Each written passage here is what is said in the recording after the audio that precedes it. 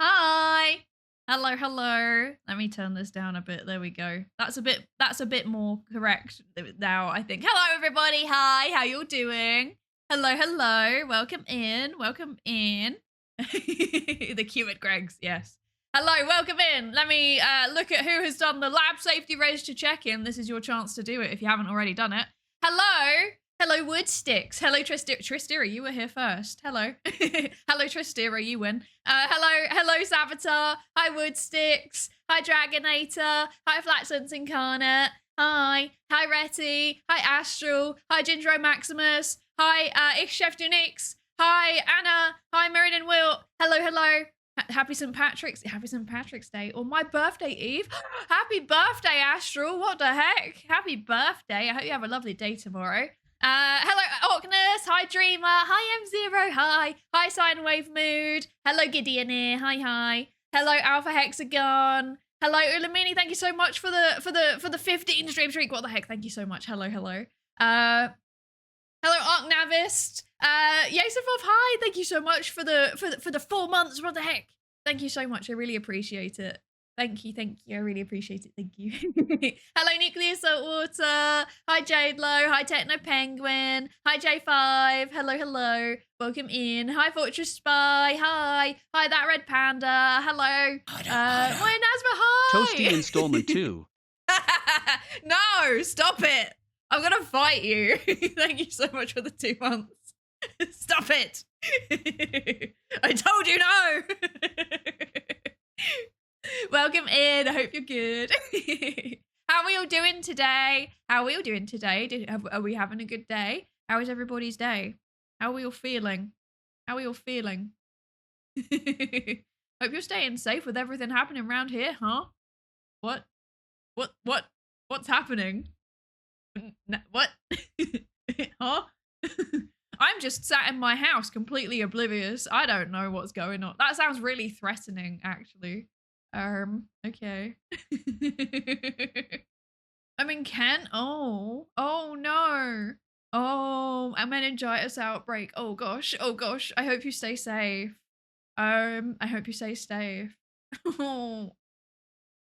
Yeah, that's scary. I've been watching the news actually. So basically, for context, for anyone that doesn't know, there is a big meningitis, bacterial meningitis outbreak happening at a university over in England, and I know people associated with that university. I mean, I can say that for most universities, in fairness, but you know, uh, I know a few people that work there. Again, I can say that for most places. But yeah, it's scary. It's scary. Make sure if you have anyone that's like in England and Wales, at least. I'm not sure about the rest of the UK. If you're under the age of 25 and you haven't had a meningitis vaccination yet, you can get it, by the way. Did you know that? Even if you weren't given it as a kid. Now they give it routinely to teenagers.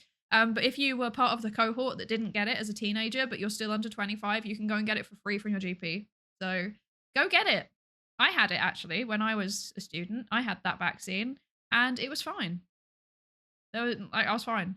So I think if I remember correctly, I felt a bit under the weather for like a day afterwards, but that happens with me with every vaccine because my immune system is like, tee-hee, I'm gonna go a bit over the top for everything. But it does that with many things. So yeah.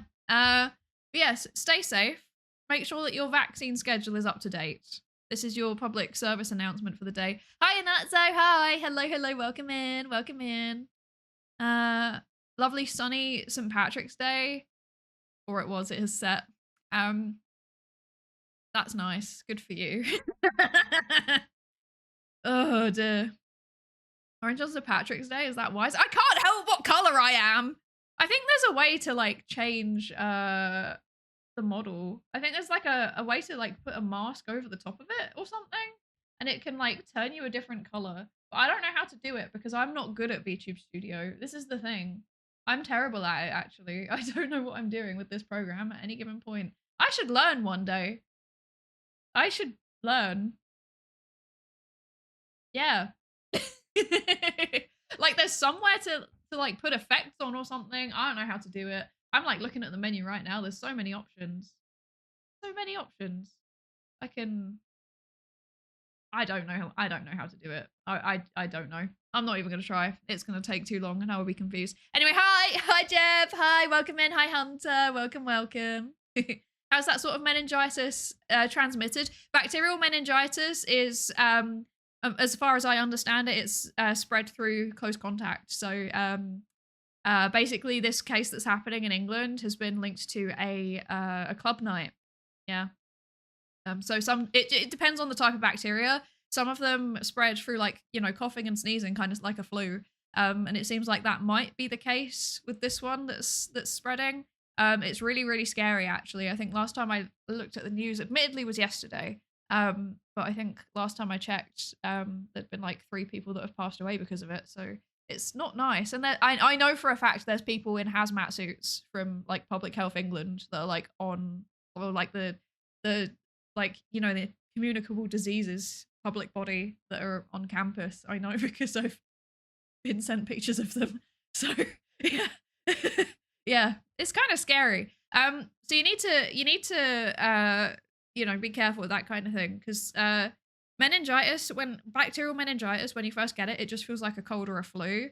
But then it progresses into like cognitive symptoms. So like I can't remember what they are off the top of my head, but look them up. That's my suggestion. Look them up. They're symptoms worth knowing. Yes. You can always change to your blue mode since St. Patrick's colour was actually blue. I've got blue eyes. That'll do. I shaved my head today instead of spending money at the barbers. Might have overdone it though. I'm sure it's not that bad. I'm sure you're rocking it. Enjoyed the like, my Nazva. I hope your reading goes well. Hello, Intricus. Welcome in. Thank you for the lab Psydere to check in. Hi, Dayu. Hi. How are you doing? Hi, Sayan. Hello. I had a lot of calls. I got the Cyberball application for online surveys from some researcher that I reached out to. Let's go! But now I have to implement it. Oh. This is classic. Classic, yeah. Classic. It's all fun and games until you have to actually do the research. Am I right, lads? Hi, New Tryhard. Hello. Hello. Stay safe. I have not been to England in like 6 months, I think. No, that's less than that actually. 3 months. I've not been to England in 3 months. I'm fine. Yeah. 15 confirmed cases in Canterbury. That's terrifying. Yeah. It's specifically an inflammation of the meninges. Yes, that's correct. The meninges is one of the membranes. I think it's the membrane that like separates your brain from your skull, if I remember correctly. I'm not certain though. Don't quote me on that. Hi, Calvi. Welcome in. Hello. And hi, Hogan. Welcome in. Welcome. Sorry if I scared people. No. It's important to share this kind of thing. Also, hi, Spartan. Hi. Welcome in. Welcome. And hi, Spidooey. Hi. Welcome in. And Jedi Supperpug. Hi. Ahoy. How are you doing? Are you all good? I'm good. I am pretty good, actually. I had a nice day today. I left the house. I feel like there was more to that sentence. I left the house. I went to go and see a parade, and then I went and got a coffee and cake, and I said hello to a colleague, a former colleague. That was my day. Yes. And then I came home and I worked on the presentation, which I definitely didn't do last minute. Hi, Real Fishman. Hello. And hi, Dark Lord Noir. Good morning and happy St. Patrick's Day and Italian Unification Day, Dr. Psydere. When you're not fighting meningitis or eating some pasta, have you tried or even enjoyed reading any of the world's greatest Pegasaurus novels recently? No, not yet. I've got a tab open. I'm ready. I'm ready. The role of fear is to be educational. If you're making people check on their health, it's a good thing. I hope so. Yeah. I mean, it's good to learn the symptoms of things like that, you know? Like, for example, like I okay, personally, like I think that the scariest health things are the things that affect your brain because that can do a lot of like, it can do a lot of damage to you and your quality of life, right? So I say if you learn nothing else, learn the symptoms of like meningitis and stroke. These are the useful things, okay? It's useful to know these things. Also seizures. Learn the signs of seizures also. Like learn what a seizure looks like and how to respond to it. Yeah. I wish to apologize for not joining and timestamping your VODs. I directly watch the streams now. I'm not mad. Thank you. I appreciated it while you were doing it, but you don't have to. It's all right. Thank you for the 5 stream streak. I appreciate you either watching the VODs or being on the stream or both. Both are fine. Either combination is fine. I appreciate all of it. Yeah, I haven't uploaded my VODs in a long time. I've been really bad at it recently because I got a bit like behind and now I think I'm like more than a month behind and I need to go and upload all of them and I just haven't got around to it. I just haven't had time. So, yeah. Oh well. I'll get there eventually. We'll get back to it. Hi Torgamus and Orishiro. Hello, hello. Welcome in. And I'm Dragon. Hello. Welcome in. Welcome. What kind of cake? It was a lemon and poppy seed cake. It was very nice, actually. Very nice. I liked it. I liked it. I'm not scared of getting sick or dying, but those syringes and needles, those things, they scare me. That's fair. I used to have a fear of them. I used to like pass out before I was given injections or after I was given injections. That was a thing that used to happen to me. It doesn't anymore. Now I'm fine. That was just yeah. I just had so many that I just had to get used to it. You jealous of what? What am I jealous of? I don't know. I don't remember. I don't remember. Maybe I think I said I was jealous of it being sunny. That was it. Yes, I was jealous of Astral saying that it was sunny. It was not sunny where I was. It was overcast as always. Friend of mine went for a routine optician checkup. Optician shined the light in her eyes, asked if she's recently had a migraine. She said she had a migraine the night before her appointment. He instantly rang the hospital, and within an hour she was having surgery. He could tell her brain was swelling and going down the back of her neck just from shining a light in her eyes. That's so cool. Not cool. I hope your friend's okay first and foremost. But it's really cool that they like could see that they could diagnose that. That bit's cool. And I imagine that optician probably saved your friend's life, to be honest. So yeah. Common sign of meningitis is the difficulty of putting your chin on your chest due to cramping in the necessary muscles. Yes, that's one of the things, isn't it? It's like really bad stiff neck. That's the one. Yeah. Now I remember. Yeah, that's like the core symptom. I get sick way too easily, so it'll probably be my downfall. Thank goodness for vaccines. I feel you. I don't get sick very easily. A lot of the times people will like everyone that I know will catch something and I will somehow avoid it. But like my immune system reacts super, super strong to things that it shouldn't react to, you know? So I think I've gone like too far in the other direction. I'm fine with injections in the skin. I don't like dental injections and lumbar punctures scare me. Yeah, to be fair, lumbar punctures are scary. That's valid. That is extremely valid. Yeah. Hi, Just Jane, Flocky the third dot, and Bobo, hello, and Luke as well. Hi, welcome in, welcome in. Enjoy your lurk, Luke. Thank you for lurking. I hope you have a lovely day, whatever you're up to. Yeah. So, does anyone have anything interesting that they wish to report? Because today I'm going to be doing a presentation, and once I start my presentation, you're all going to be sorry. You're all going to be sorry. Does anyone have anything interesting to share? Nothing to report? This is good, question mark? I can report that I have green food coloring. Bobo. Don't do it. Don't do it. And that I have green cheese. Don't do it. Bobo, don't do it. Why has Twitch just suddenly decided to report that I'm 75% of the way to my sub goal? That's really random. There was no need for that. Okay, whatever.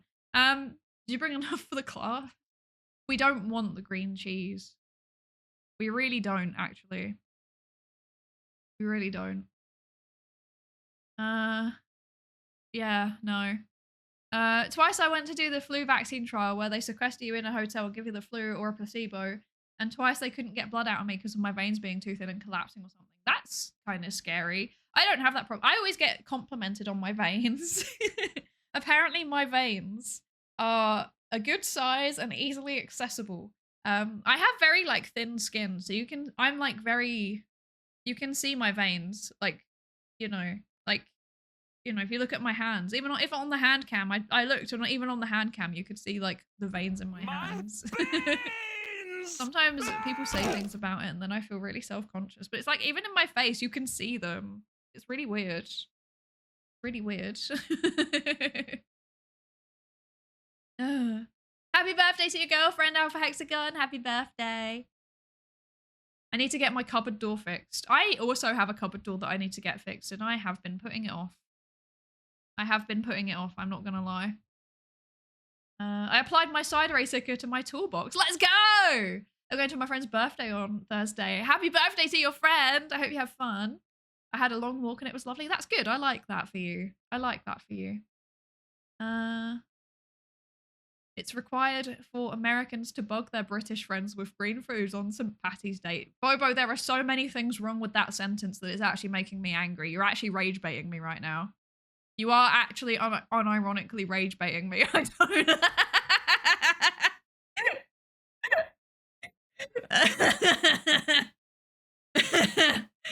Okay.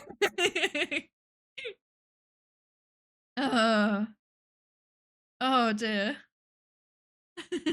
As partner Switch now has expectations of you and you better meet them. I do not have expectations for myself, so that's a mistake. Hi Sedi, hello. Hi Doc Rect, hello. And hi Ikatono, hi. Had a good night's sleep last night, a whole 6 hours. That's all I got. Oh, I hope you can get a really big sleep at some point. Yes, it's important to sleep. I used to have a hard time getting blood samples. Last time I had to, the nurse made me drink water while she did it. It helped a lot for some reason. Huh, interesting. Hi, Ghost Hardware. Hello. For the bank holiday, I spent the entire day cleaning my house. The joys of being an adult. That's a mood. I was working. Except I did that thing where I was like, okay, don't tell my employer. Wait, let me check I'm going to quickly check the lurking list and make sure my manager's not here. Okay. So don't tell my manager. I might have done that thing where you're like working, but you're kind of doing like the easy things at a slow-ish pace, if that makes sense. Like I read a book that I need to read for my research, but that was all I did really. I replied to a few emails as well, I guess, and I had a meeting. But mostly I didn't really do much, to be honest. I just read my little book. Yeah, because I was like, it's a bank holiday, so I'm not going to be too strenuous about things. No? Yeah. Triaging your work based on your focus level, it's fine. Yeah, that's the thing, is that I feel like there is just like a national lack of focus, and I as part of the hive mind, that included me, so I just read my silly little book instead. It's not a silly little book, it's a big brain book, I swear, I promise. Yeah. One day I'll figure out where to put my Psydere sticker. Put it anywhere. Tell you, if you put it somewhere, I'll get you another one. Like if you put your stickers somewhere, I will bring you more stickers. Okay? As a reward. I'm setting you homework. Oh dear. A doctor once told me I have nice veins. Oh, that's a weird thing to comment. Okay. That's a strange thing for your doctor to comment. I've started the process of improving my eBay and Vinted listings with new pics, and where applicable measurements done in the first 100 to 200 of about 2,100 items. That's so many. Oh my goodness. Well done. Well done. I heard more stickers if I put them on things. I'm sorry, that was specifically for Tayu. The rest of you are going to have to purchase them when they go up on the shop again, when I can be bothered to put them up. I should take a leaf out of Jay's book, really. I should put them up. Hi, Gary Inge. Hi, welcome in. How you doing? Time to show off the zines to my colleagues. Maybe some of the patients tonight. Let's go.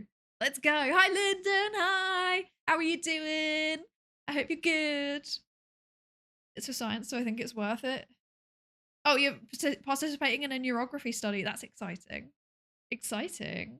Happy St. Patrick's Day to you too, Lyndon. I've got a presentation. Do you want to see my presentation, actually? Shall I show you all my presentation? Do you want to see it? I may even see about doing zine making as a group project. Wait, that would be so cool. If you want any like resources around doing that, I can send you them if you want them. I would be happy to do that. Should we be scared to say yes? I don't know what you're talking about. I'm a researcher. I make presentations for a living.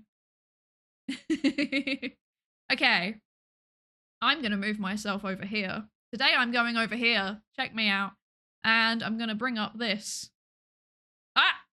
That's bigger than I expected. Right. Is this the right thingy? Wait. Okay, yeah. Right, why is this so locked in? Should be smaller. Right. There we go. That's more like it. Okay. Are you all ready for my presentation? I think this is going to be a very good presentation. I hope you're going to enjoy it. Will this presentation touch on the troubles? It can do if you want it to. You can't start presenting yet. It's only been 30 minutes. There's a big Q&A session at the end. And by that, I mean I ran out of time making it. So you can direct it after a certain slide. What happens if we say no? Does the stream just end? Yes. That's exactly what happens. Will there be a test? Maybe. Hoban698 gifted a tier 1 sub to Irish John Games. Oh good, what the heck? This Thank is you their so much first for the gift gifted sub in the channel. Thank you so much for the gifted sub to Irish John Games. I love Irish John Games. I like lurk in Irish John Games' stream in the background sometimes, and that makes me happy. Yes. Thank you so much for the gifted sub. Yes, hence that it can do exactly. They'll be tangent enough when it comes to the north. Oh, don't you worry. So, hello everybody. Welcome to my extremely academic presentation about Ireland in honor of St. Patrick's Day. In case you didn't know, this is Ireland up here, and there's also the flag. This is Ireland. Did you know that? Did you know that it's an island and it's called Ireland? There's actually, I mean, at least I pronounce them very, very slightly differently, but I didn't realize that until I was literally like 12 years old, which is really funny because I've like lived here when I was a kid. Anyway, we'll get onto that in a second, okay? The island of Ireland, of which Ireland is one of the island of Ireland. Yeah, exactly. Isn't Ireland multiple islands? Yes, it is. You can kind of see, is this capturing my cursor? It's not. That's a shit. Oh yeah, it is if I do that. Okay, right. So you can see up here, there's like little islands. Yeah, so there's like, I think these ones are Arran. Up here is Rathlin. I don't know the rest of them. I don't know the rest of them. Don't ask me. I don't know things. So much ire in this land. There definitely is, at least in the northern province. Yes. What I know about Ireland produced Seamus Kennedy, who sang the song Monkey Farts. Incredible. This is the most on-brand lore that you know. How big are those small islands? They're quite small. I think Rathlin, you can walk around it in like 4 hours or something. They're fairly small. Yeah. I mean, really, if you like look at the size of Ireland and you put it on top of like literally any country, we're a pretty small island, to be fair. So yeah, although it does take a comedically long time to get across it because the Don't talk to me about the train infrastructure. Anyway. Yeah. I've been to one of the Aran Islands.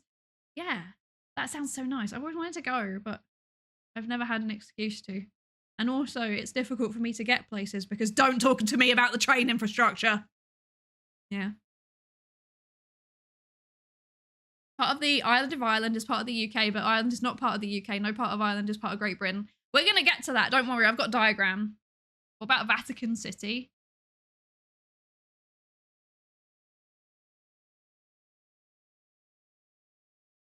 Yes. I wouldn't know. Okay. It takes a hilariously short time to fly from parts of England to parts of Ireland. Can confirm.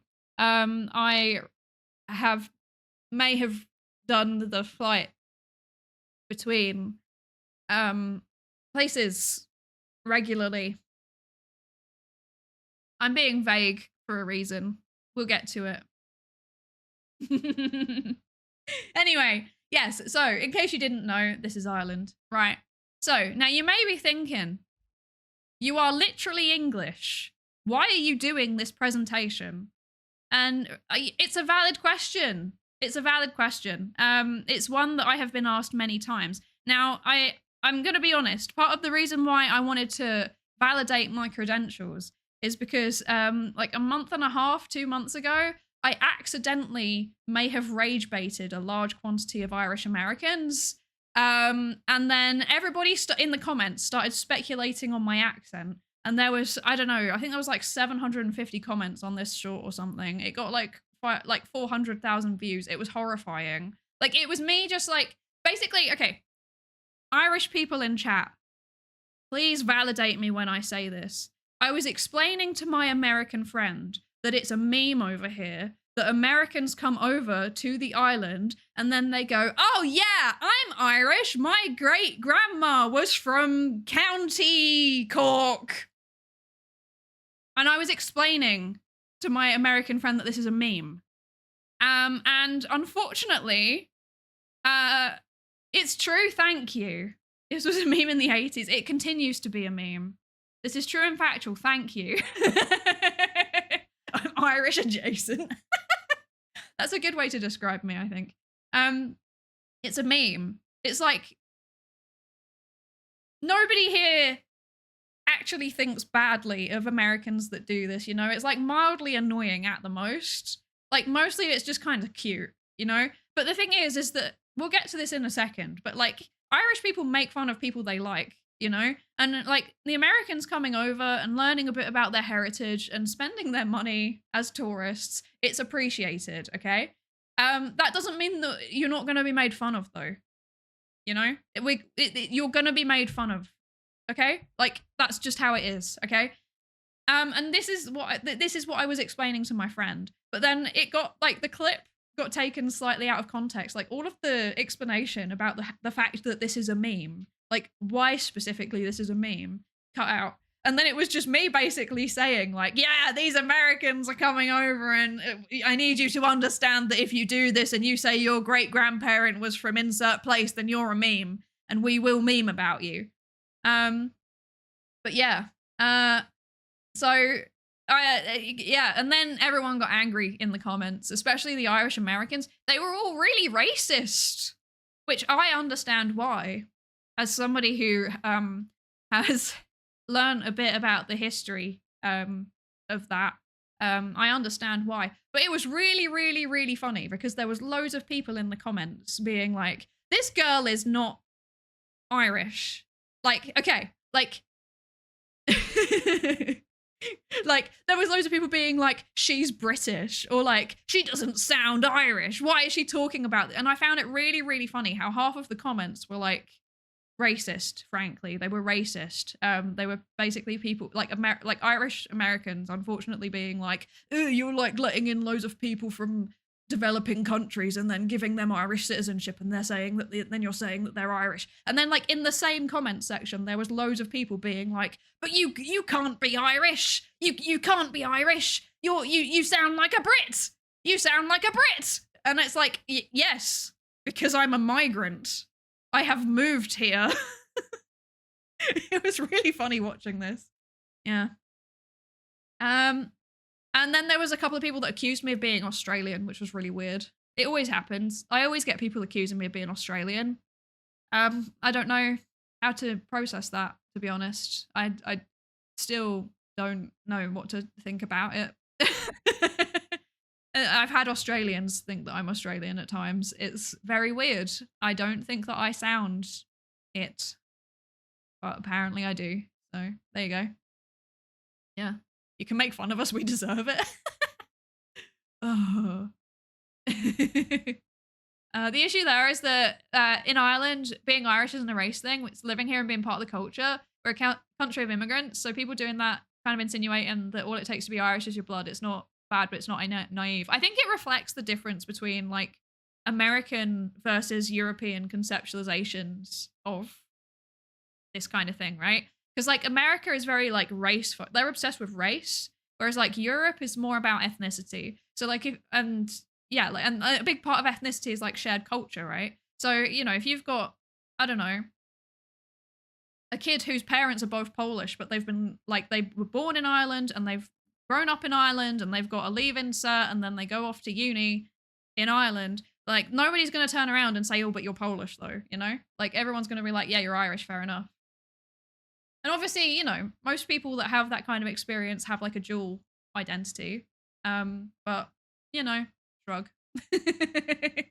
I would like to add, I have never claimed to be Irish. Like, I have like, okay, you know what? We'll get onto it. We'll get onto it.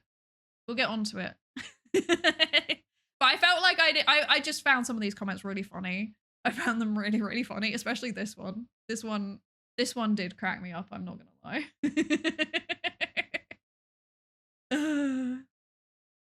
Like anyway, my credentials. You kind of do sound Australian. Does that mean that the Australian accent is similar to what you called the autism accent? No, I think the Australian bit probably just comes from like the specific bit of where I grew up. And then I have a feeling that like obviously, you know, I've been living we're going to get to this in a second. I've been living on the island for a while. Like realistically, I know that my accent has changed slightly, and I think it has changed slightly in a way that accidentally triggers Australian associations, if that makes sense. I don't know. I don't know. Hi, Gabby Belladonna. Hello, welcome in. I hope you're good. Happy St. Patrick's. Happy St. Patrick's to you too. You and I make fun of each other all the time. It's true. You do handle criticism super well. I just find it funny. I'm gonna be so real. Like I'm not being funny. This one at the top here, first of all, I'm from an occupied county, and somehow you sound more Brit than I do. That one cracked me up. That one I found very, very funny for reasons that we're gonna get into. And then yeah, like an Australian claiming to be Irish is peak Europe. That one also cracked me up. And then this one. I don't want to read this one out because it's a bit controversial, but I did also find that very, very funny. This one came from an Irish person. There were some very angry Irish people. There's one person who, like, I didn't manage to find a screenshot of them because, like, you know, it like hides comments after a while. One of them was like, I remember, like, their handle was like Leinster fan. This isn't doxing anybody. Like, there are so many Leinster fans. There were a large number of like numbers after this person's Leinster fan handle. It's not doxing them. Probably also goes without saying, like, you know, don't find this video and then reply to people in the comments and be rude to them. There's no need for it. But like this one person who was called Leinster fan was like, this girl's English, and it was like full stop as well at the end, and I was like, damn. I have caused a problem. I apologize profusely. Oh dear. My accent's pretty easy to place. Anytime I travel, people ask me, are you from Minnesota or Canada? Close enough either way. I feel like I'm really obviously easy to place, but then apparently everyone else struggles with it, so I guess not. Yeah. Yeah. This is why, for example, the US press went nuts because Adele was pictured wearing a hat in colours of the Jamaican flag or something on Notting Hill Carnival, and I think it was. Yes, I remember this actually. I do remember her going to Notting Hill Carnival. I don't think she was wearing a hat with the Jamaican flag on it. I think I think her hair was done in braids, if I remember correctly. Braids is not the right word. Cornrows. I think they were done in cornrows. I think that's what it was. And like her hair had been done by a friend whose family are either Caribbean or African, not sure. But yeah, like people got really angry at her, and it's like it's difficult to explain to Americans that it's like, yeah, like it doesn't work like that here. Yeah, it's like different. I can't explain it very well, but it is different. Yeah. I've seen them play. I'd be surprised if there was more than one fan. Oh, that's so funny. Oh dear.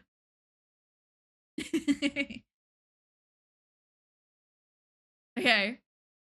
So now moving on to the important things. My credentials. We're going to discuss my credentials. Why do I have a right to do this presentation despite being English? I will explain this to you. Okay. I am British. Please accept my sincere apologies. I do profusely apologize. I'm sorry. However, I have one great grandparent from Dublin, so that means I'm Irish by American standards.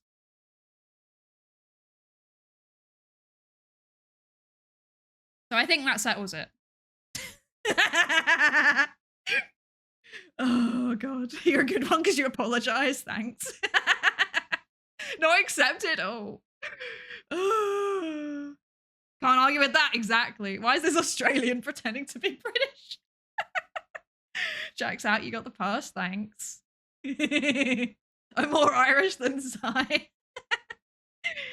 Then I'm Irish too. Let's go. Welcome in, Flatulence and Ghana. Welcome in. Oh dear. Okay. No, in all seriousness, I have never claimed to be Irish. I have. I will say that some of my family have acquired the passport since Brexit has happened. That I will say. There's nothing like. I haven't. I think I could if I tried, but I can't be bothered. Frankly, I don't really need it. So yeah. I'm Irish, Scottish, English, Spanish, and French. Then this is clearly the marker. This is clearly the marker. My great granddad actually did come from Dublin. My godmother loves talking about how Irish we are. Oh, they're doing the thing. They're doing the thing. I'm sorry, Hogan. You're doing the thing. I only claim to be Irish when Americans claim they're Irish. I might start doing the same thing. I actually might. Oh dear. Anyway, as I've said, I'm very clearly not Irish. I'm British. I live here, by the way. I do live here. A reminder that migration does exist. And although historically everyone associates Ireland with like migration out, there is also migration in, and I am one of them. Hello. Yes. I have lived here for a total of about 8 years of my life. So I am a hag. So you can work out roughly what proportion of my life that is. So I actually lived here for about 2 years when I was a very young kid. And then we left and I grew up in England. And then I came back. And I've been living here as an adult for about 6 years now. I think pretty much exactly 6 years, actually. My 6-year anniversary is next week. Yes. Fun fact, I moved over on the first day of the UK lockdown. I already had like a ferry booked over, and I had all of my stuff packed up and I was ready to go. And then Boris Johnson comes on the TV and is like, effective tomorrow, there is going to be a lockdown. And I'm like, oh, that's not ideal. And then I went anyway, because I had been planning for it for a while and I wasn't going to let him stop me.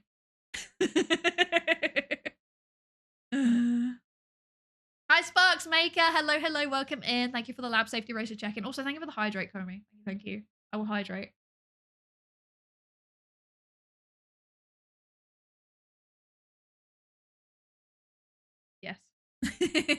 Congrats on moving. I'm proud of you for escaping. Thanks. Unfortunately, um, has it been 6 years since lockdown? I know. Unfortunately, I do have to go back sometimes because I do have many friends and even some relatives that are still in England, believe it or not. Has it been 6 years? I know. I can't believe it's been 6 years since lockdown. It's really quite wild.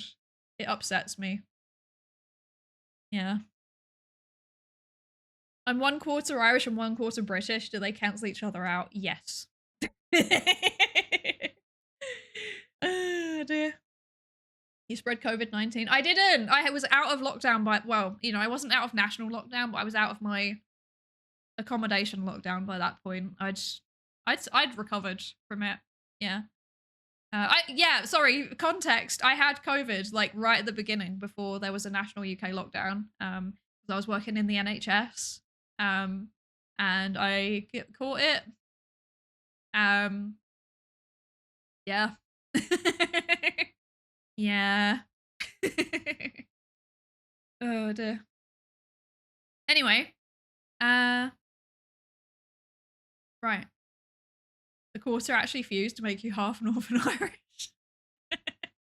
But yes, I've been living here for 8 years of my life. And therefore I feel like I do have some degree of a right to talk about the place. Um, no, I'm not gonna leave. People ask me this quite a lot actually. So like the first thing that so when I'm like here, when I first moved here, there weren't actually that many English people living here. So basically, the first thing that people would ask me is like, "Why did you move here?" And I'd be like, "Oh, you know, I've come over to do a PhD, and you know, that's why." And then they'd be like, "Okay, I see." And then after like a couple of years, they'd start to be like, "So why did you move here?" And I'd be like, "Because to do a PhD." And then they'd be like, "Okay, why did you stay?" And that one's always like a little bit accusatory, like, "Why are you still here?" like, and it's not like a you know, "Ew, get out" type of thing. It's like a confusion. Like, why would you choose to stay here? Why would you choose? And the answer is that I like it here. I actually quite like I'm in the whole island. I like it. So yeah. I'm not going to be leaving anytime soon. Yeah. So these are my credentials. Do we all feel like I am validated in talking about Ireland on St. Patrick's Day, or am I overstepping my mark? Is this still a case of like, you're English, what are you doing? What do you like about it? Many things, actually. Many, many things. Surprisingly, everyone's always like, "Oh, the weather's the worst," but I actually like the weather. I like the fact that it's like predictable, you know? I like that I know it's always going to be overcast and or raining. And then maybe it will be suddenly sunny out of nowhere and then it's going to rain again. That's fine. I appreciate that. I like the people a lot. I have genuinely not really met anyone that I didn't like while living here. Which I couldn't say for England. So, yeah, I mean, I know that I was in England for more time, but it's more like I think I just find it easier to talk to people here. Uh, what else do I like? Those are the main things, actually. I just really like the people. uh, predictable, always wet and cold, exactly. Apart from the lifeboat rescuer. The lifeboat rescuer was South African, in fairness. She was not Irish, so make of that what you will. Maybe they're used to people leaving Ireland for greener pastures. Ironically, since Ireland is the Emerald Isle, so it should have the greenest pastures since Greenland is misnamed. Maybe. I don't know. I like it here. People still have the idea that Ireland is some backwater where there's more horses and carts in the streets than cars. Yeah, and it's not. It's like, you know, normal. I don't know. It's like a normal place to live. It's definitely smaller, you know. So like compared to England, the towns and cities are way smaller. But I like that. I feel like it's been a lot easier to get to know people and to like make friends and go to events, and like you see the same people at events every time rather than just like, you know, a changing scene. So yeah, that's what I like. That's what I like. Yeah. Not even cold, it's just windy and rainy. It's not cold in the, like, okay, compared to other places, it's not super, super cold, but it's also not warm, you know? It's like mild all the time. Yeah. Yeah. Sparksmaker, thank you so much for the 15 stream streak. What the heck? Thank you so much. Thank you, thank you. There's a British franchise that I like that's here. Anyone heard of Cafe Nero? I know Cafe Nero. I do know Cafe Nero. Yeah. I take my horse and cart to work every day. Oh dear. To be honest, every time I've been to Ireland, it's been a lovely sunny place. You must only come in like the 2 weeks in the summer where it's sunny. That's wild. Yeah. It's almost 30 degrees Fahrenheit warmer in Ireland than where it is where I am right now. I don't know what that means. I don't know what that means.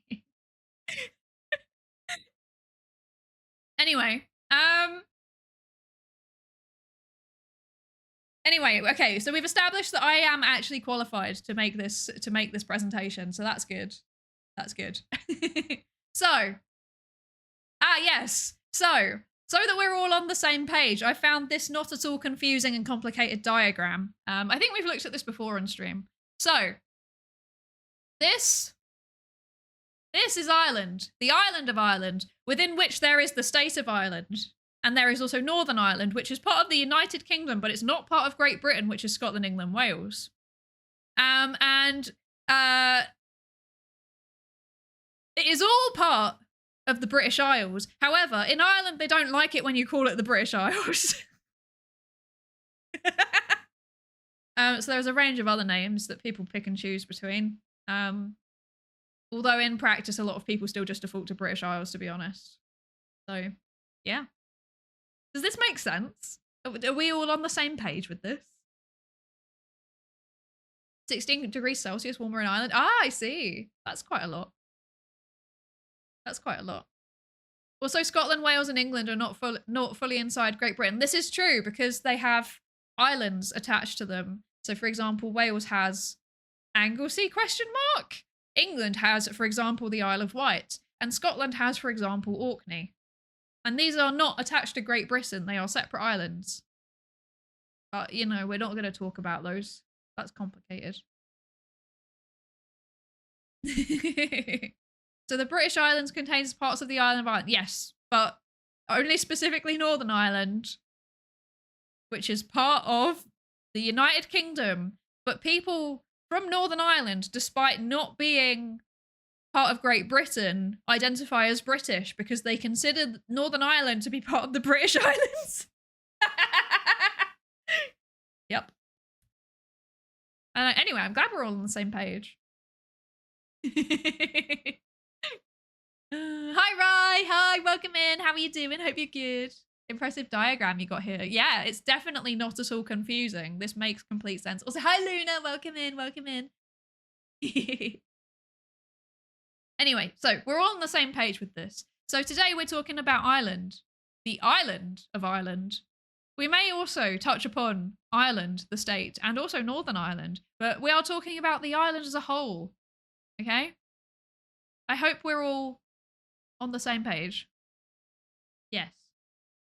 Yes, but not all Northerners consider themselves the B word. It's very true. Very true. Even though it's a bag of worms, it's so, yeah.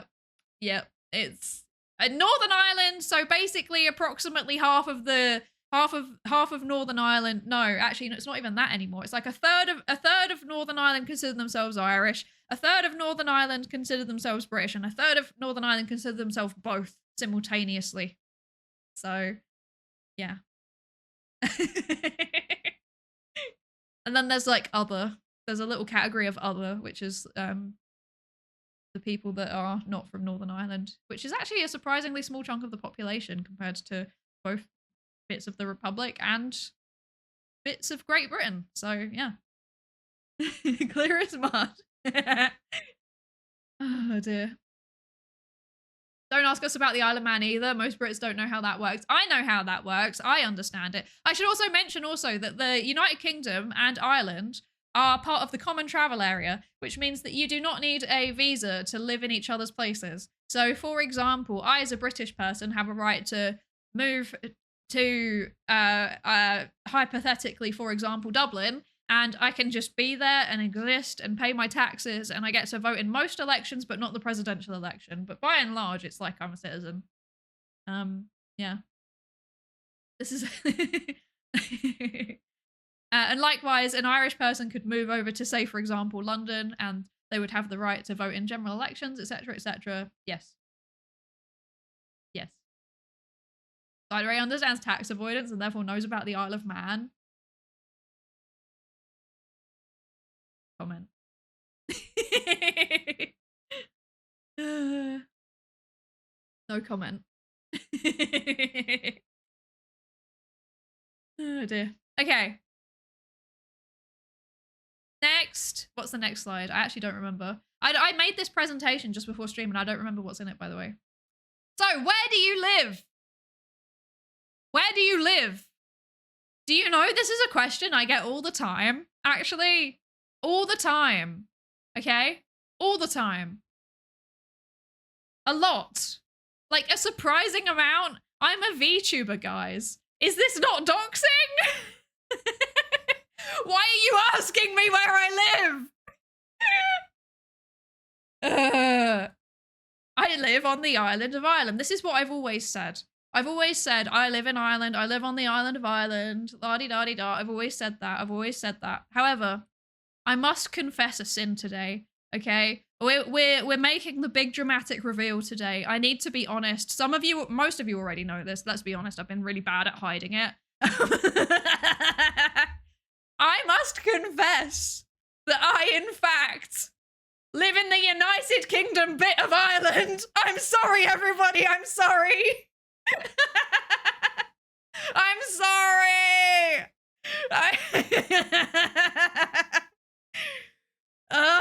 Illusion shattered. I'm sorry. We've been living a lie. I know. I keep making references and I keep saying things that make it incredibly obvious. I can't keep lying anymore. I can't do it. I can't keep hiding this. I can't do it. I need to just be honest. I need to just be honest. Is this not doxing? No, it's fine. There's 1 million people that live in Northern Ireland. This 1.5 million now, I think, actually. It's fine. This is fine. I'm not saying where I live. I'm just saying that I live somewhere in Northern Ireland. Can you explain the Tato reference for us, Yanks? I can. So basically, I needed to censor things in the mural. He's holding a gun, guys. I didn't want that on the stream. And I was like, what is the most obvious thing that I can use as a censor? And at first I was just going to put a black bar.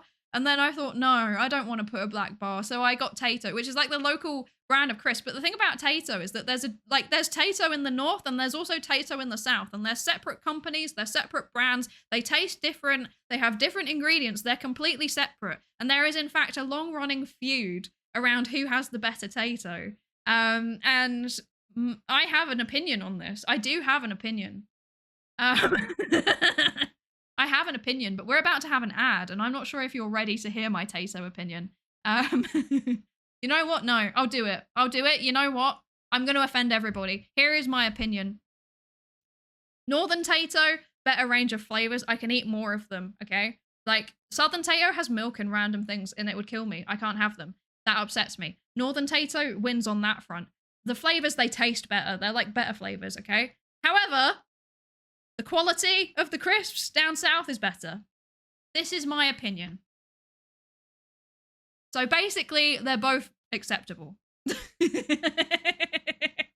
This is my opinion. Jedi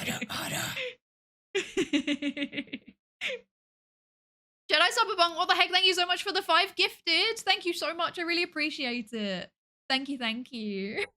Thank you. Can you explain the meme? I can't read it. So it's from Derry Girls. So Derry Girls is a TV show that was, it's based in Derry in Northern Ireland. Derry, London, Derry, sorry, I should correct myself there. There's a whole thing. Do I need to explain Derry, London, Derry? Yes, I do. Okay. So basically, the thing that, no, you know what? We have to do this after the ad. I can't. Can we have like 2 minutes so I can, I'm going to Pikmin you. I'm going to hit you with the Pikmin. And then we'll be back in a couple of minutes. And then I will, Lyndon, thank you so much for the sub. What the heck? Thank you so much. I'm going to be back in a couple of minutes. We'll do the ad. And then I'll explain Derry Girls and Andrea Derry 541 speaker Science Drummer. Andrea 541 speaker Yogurt 40 Logan, GG. thank you so much for the sub. What the heck? Thank you so much for the 5 months. Amazing. Thank you. Thank you. Okay, sorry. Now I am actually going to go because I've run out of water and I need more water. So I'm going to go grab more water. You can enjoy your Pikmin for a second. We'll be back in a couple of minutes, okay? Cool. I'm glad we're all on the same page. Pikmin 4 and 5, Pikmin 6, Pikmin 7, Pikmin 18 million and 11, Pikmin 3 Deluxe and hey Pikmin, new centrifuge to put Pikmin in. Pikmin in your membrane, that's called Pikmin blocked. Old Pikmin theorem that scientists forgot. New mechanics, quantum Pikmin. Pikmin chest tube, Pikmin balloon mount, radio sound, Pikmin electrons covalent bond, Pikmin AI published IEEE, slowed down Pikmin due to relativity. Pikmin in your culture where you can see it contaminating all it touches. Pikmin in your culture where you can see it contaminating everything it touches. Pikmin in your culture. Pikmin in your fucking culture. Pikmin 1 and 2 and Pikmin 3. Pikmin you play control for the Wii. Pikmin 4 and 5, Pikmin 6, Pikmin 7, Pikmin 18 million and 11, Pikmin 3 Deluxe and hey Pikmin, new centrifuge to put Pikmin in. Pikmin in your membrane, that's called Pikmin blocked. Old Pikmin theorem that scientists forgot. New mechanics, quantum Pikmin.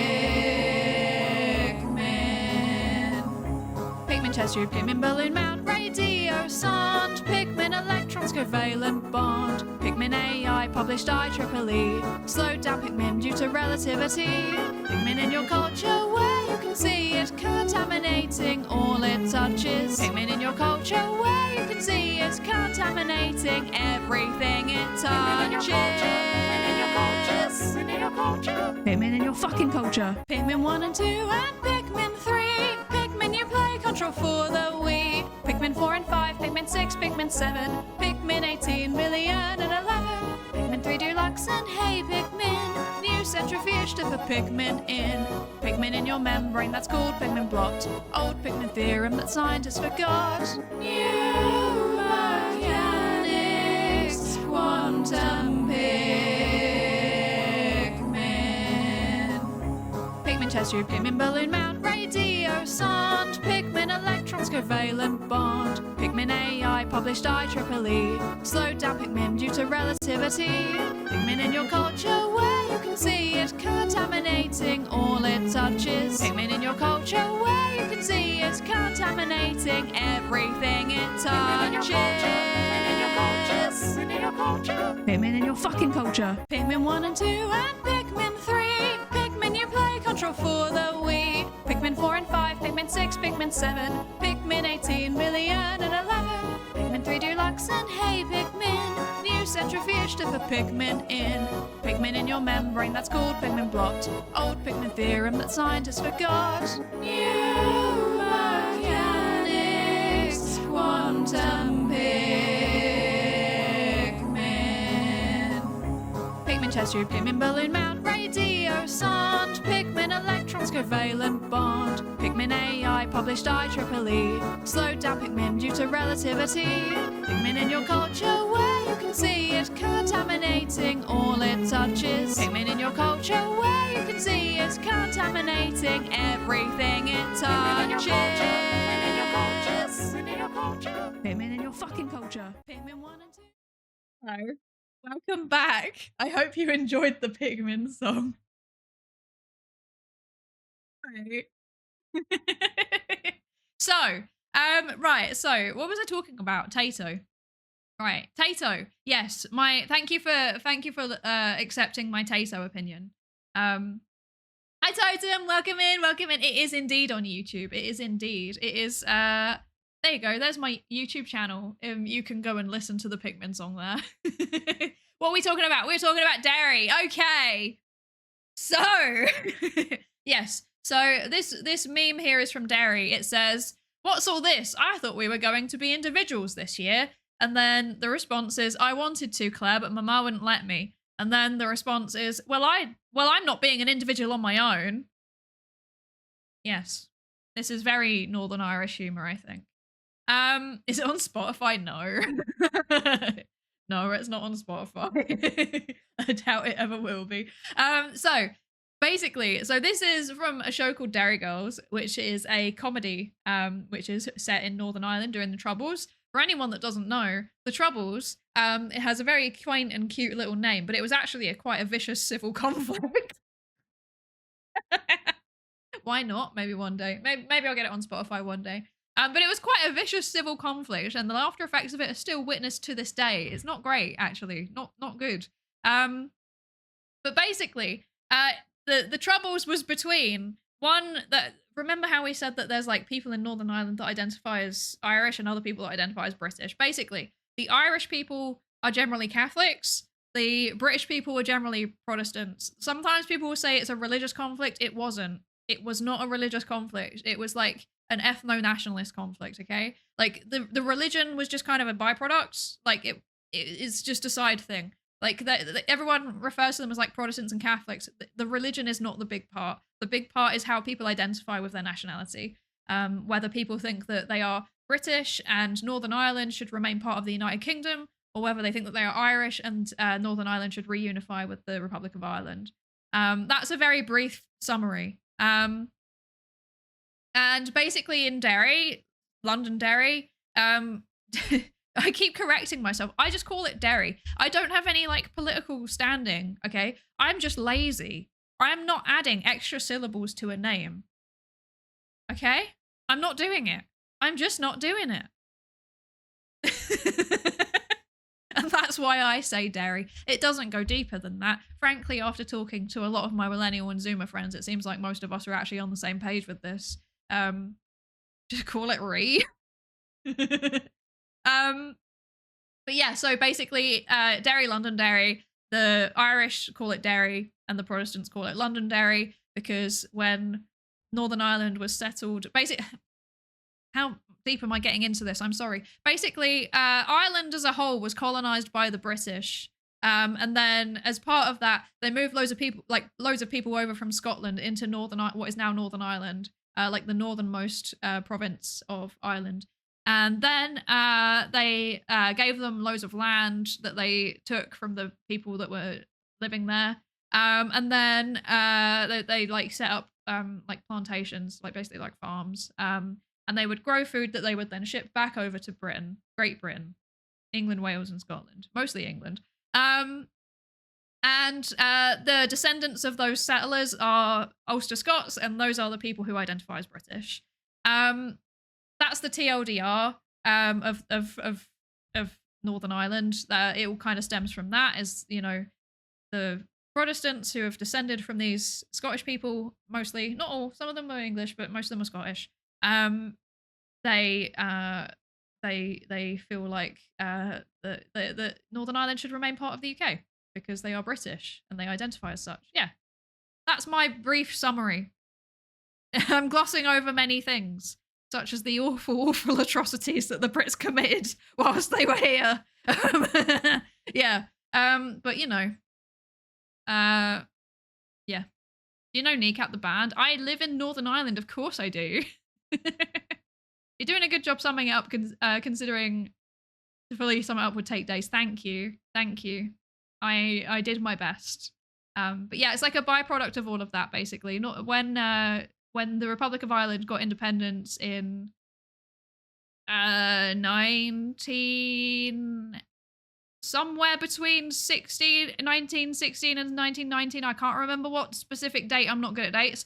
When that happened, Northern Ireland, 1921. Damn, I was out. Okay. The Northern Ireland stayed part of the UK, and then the Irish people that were living in the north were like, "Hey, we kind of want to be part of the south, actually." And then the British government were like, "No, you don't." And then they started not being happy about that. And then the British people that were living in Northern Ireland were like, we're not happy about that either now. And then they started fighting, and there was many complicated things happening. I'm not going into all of that. It gets political, and I will do a bad job of summarizing it. But yeah, that's the crux of it, I think. That's the crux of it. uh, I've done my best. I hope I've given an adequate summary. But yeah, basically the Protestants call it Londonderry and the Catholics call it Derry because if I remember correctly, I think it's like there was some kind of trade guild that was based in London that was like the majority of the Protestant, like the well-off Protestants that were living in Derry at the time. And then because of that, they were basically like, hey, we want to add London to it. And then because they had all of the power, they just did it. I think Cleo Ita ended up doing a 4.5-hour lecture on the Troubles, so a good summary. Absolutely. Yes, she did. I watched that live. I think that was maybe like a couple of years ago. I watched that when she did it. That was also on St. Patrick's Day. Yeah. I watched it live when it happened, and it made me very happy. Well, it didn't make me happy. That's not what I meant. You know what I mean? It made me happy to see somebody talking about the history of it because it's messy. It's messy. Yeah. Yes. Are there any other questions about Northern Ireland from any of the? But the Titanic was made in Belfast. That's why that's there. And the local saying is that she was fine when she left. And then top right is a classic Northern Irish meme. You dar sells Avon. Yes. Avon's like a multi-level marketing scheme. Like makeup and stuff. Yeah. This is I hope this has been educational. Where do you fall on whether Northern Ireland has a flag or not? I don't think it's my place to have an opinion on it, frankly.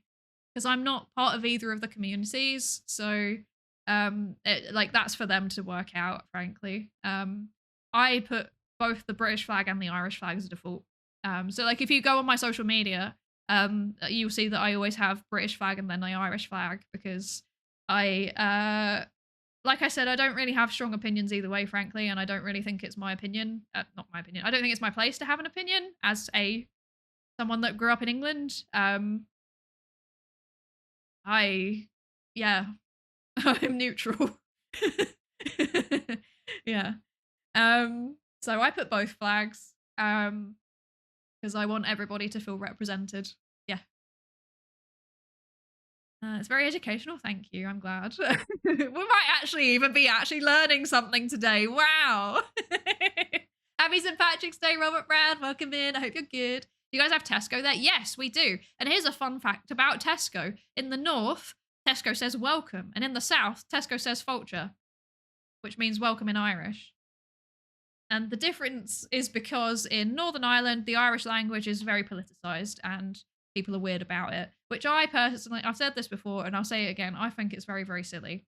Because if you go to Scotland, there are signs dual language in English and in Scottish Gaelic. If you go to Wales, there are signs dual language in English and Welsh.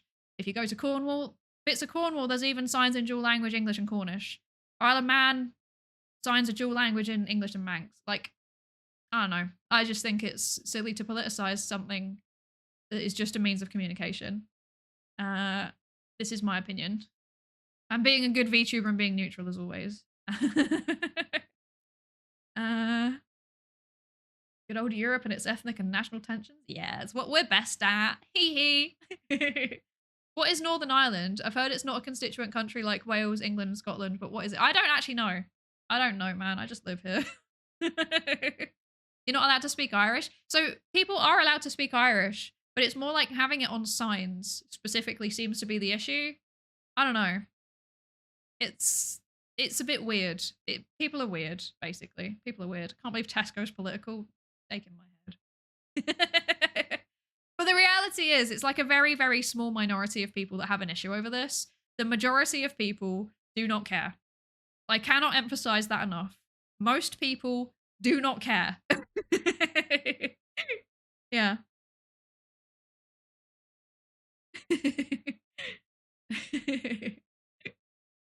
Okay. A loud minority. Exactly. Exactly. Exactly. They're a very loud minority, but they are ultimately they're not even like a minority overall. They're a minority within the British community. Like most British people in Northern Ireland don't care. Yeah. Right. We have dual language signs in some places in Scotland, but I know nobody who speaks Gaelic apart from maybe people in the Isles. This is really interesting because I actually do know people that speak Irish. So, like, as in Northern Ireland. So the fact that it's so heavily politicized, despite the fact, I mean, but part of the reason why people speak it is because there's been a big push to like revitalize the language, which I'm in favor of. I think it's great. But yeah, there's like a big push to get people speaking the language again. There's like loads of events happening to like encourage people to try out the language. And yeah. It's just the signs. It's really weird. It's always the signs. Yeah. Is the euro accepted in Northern Ireland or pounds in the Republic of Ireland? In my experience, it varies. Some places in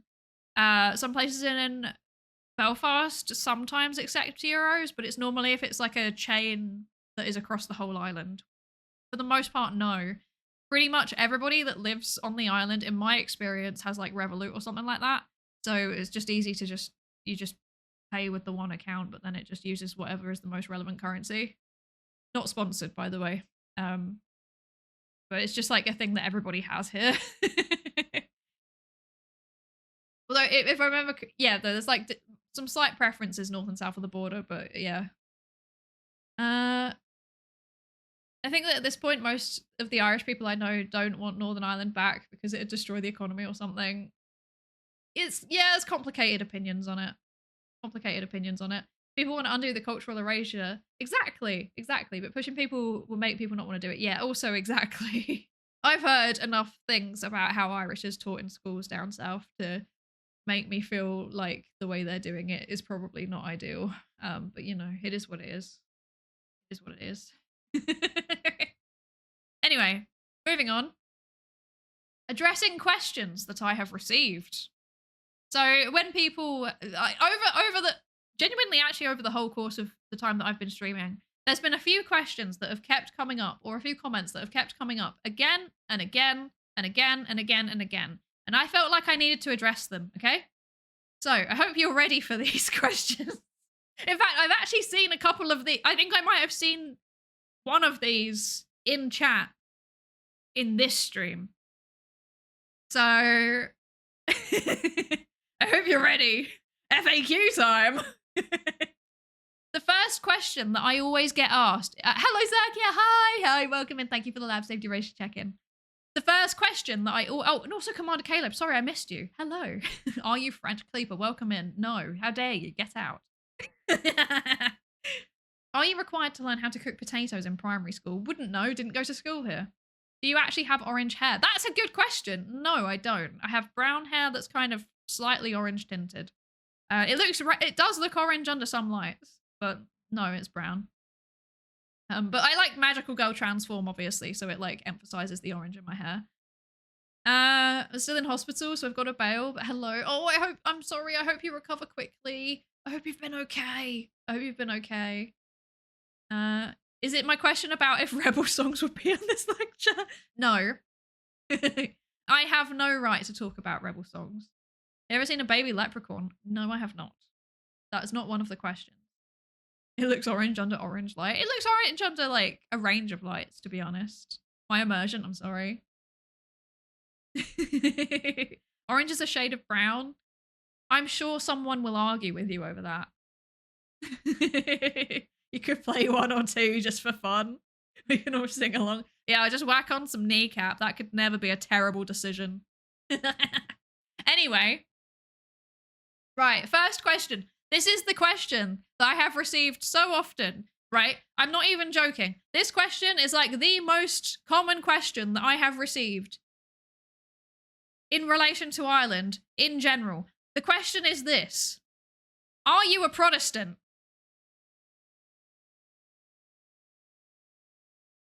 I am not joking. Do you understand how many times I have had this question come up? It's a bit wacky. Like, why do people keep asking me this? I'm English! What a question. I know, right? Are you Mormon? Clearly. Protestants versus Orthodox. Well, are you? We'll find the answer now. Let's find out. Mods, do a poll. Do they think I'm a Protestant? No, don't do that. Don't do that. It's just our way of saying hello. It's true. It's very true. I have a friend who is Jewish and has genuinely been asked, are you a Protestant Jew or a Catholic Jew? Not as a joke. Seriously, they looked dead in their eyes and said this to them. Anyway. Oh dear. They have trouble understanding the difference between English and Protestant. I think we all just merged together, to be fair. My Irish flatmates care more about Protestant versus Catholic than everyone else I know together. So funny. They just want to know if you found the correct Jesus. It's true. It's true. Anyway, the answer to the question is, I guess technically yes? Question mark. Like, I mean, I was raised in a Protestant denomination, so yes. I'm not sure. I feel like being English overwrites it though. Like, I don't know. I don't know. Protestant versus Catholic isn't even a religious thing anymore. It's just about what type of area you're from. I've been told that I'm Catholic English, despite the fact that I'm a Protestant. I don't know what it means. Oh, I'm so confused. I think I know what it means. I think it's meant to be okay. My impression is that it's an indication of like what area you're from. It's like what kind of beliefs you hold, etc. Things like that. Things like that. Yeah. Yeah. We have a joke where a man goes into a bar in the north, and the bartender says, "Are you a Protestant or a Catholic?" And the man says, "I'm an atheist, but still Catholic." Yeah, unironically that. Yeah, that. British Protestants aren't even that Protestant. We're mostly Anglican, which is like sparkling Catholicism with a slice of Protestant. To be fair, I was raised so I was raised mostly Anglican, but there was a period of time where I was not. There was a period of time where I was raised something else. Yeah, beliefs in this economy, I know. Hi, Yoavco, welcome in. Welcome in, I hope you're good. There's a big schism in Anglicanism recently over the appointment of a female Archbishop of Canterbury. I don't know. I don't pay attention. I'm gonna be so real. Like, I think it's like I'm not religious. Like, I'm not religious. Oh dear. In-group, out-group shenanigans. It really is. It really is. Something else sounds ominous. Oh dear. Right. So there's one follow-up question that always happens as well. So after, why is divorce being blocked? That's so random. Anyway, yes, Anglicanism is indeed Catholicism, but let Henry VIII divorce. It's very true. It's very true. So there's one follow-up question that I always get after this, which is in relation to me as a VTuber, which is, are you orange because you're a Protestant?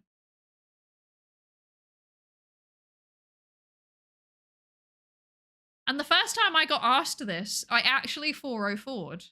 I didn't know how to respond to this. What? Okay, so to answer the what, Anna, basically in Ireland, so there's like colour associations with Protestants and Catholics. And the Catholics' colour association is green, and the Protestants' colour association is orange. And that's because Protestantism was introduced to the island of Ireland, or at least a big figure in it was William of Orange, who was a Dutch king who came and did some stuff. And because he was orange, that means Protestants are orange, which is why if you look at the Irish flag, it's green, white, and orange. And that's because it's meant to be like green for Catholics, orange for Protestants, and white for peace between the two communities. Yeah, you've been asked multiple times. Yes, I have had this question, I think like maybe 4 or 5 times in the time that I've been streaming. It's a bit wacky. Hi, Joe, Victor, and Ty. Welcome in. Welcome in. Welcome, welcome. I'm Asian and neither of these religions, which means that I'm white in Ireland. Ah, you're wrong, Comi Belladonna. You're wrong. So basically, the way that it works in Northern Ireland is that different migrant groups are ascribed to be Catholic or Protestant, depending on vibes. There's no rhyme or reason to it. For example, let me have a think. People from Hong Kong, Protestants. Filipinos, despite the fact that they're mostly Catholic, are Protestants. What else? People from the Middle East, they're all Catholics. What else is there? Polish, Catholic. Obviously, they are Catholic. Romanians, also Catholic, despite the fact that they're Orthodox.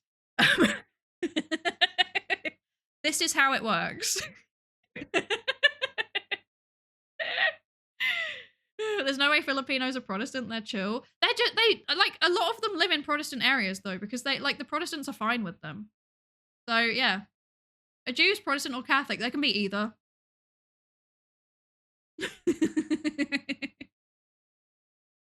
So yeah, this is a thing. Now I will emphasize that it's a minority of people that actually act like this in Northern Ireland. Northern Ireland nowadays is actually a very safe and welcoming place for the most part. There are small areas of some like towns and cities that are a bit sus and a bit weird towards people. But mostly my experience of living here is that it's been very, very nice. I've only ever had 2 weird interactions with anyone. And no, I'm not going to say what I was about to say. That would dox me. No, I won't say what I was about to say.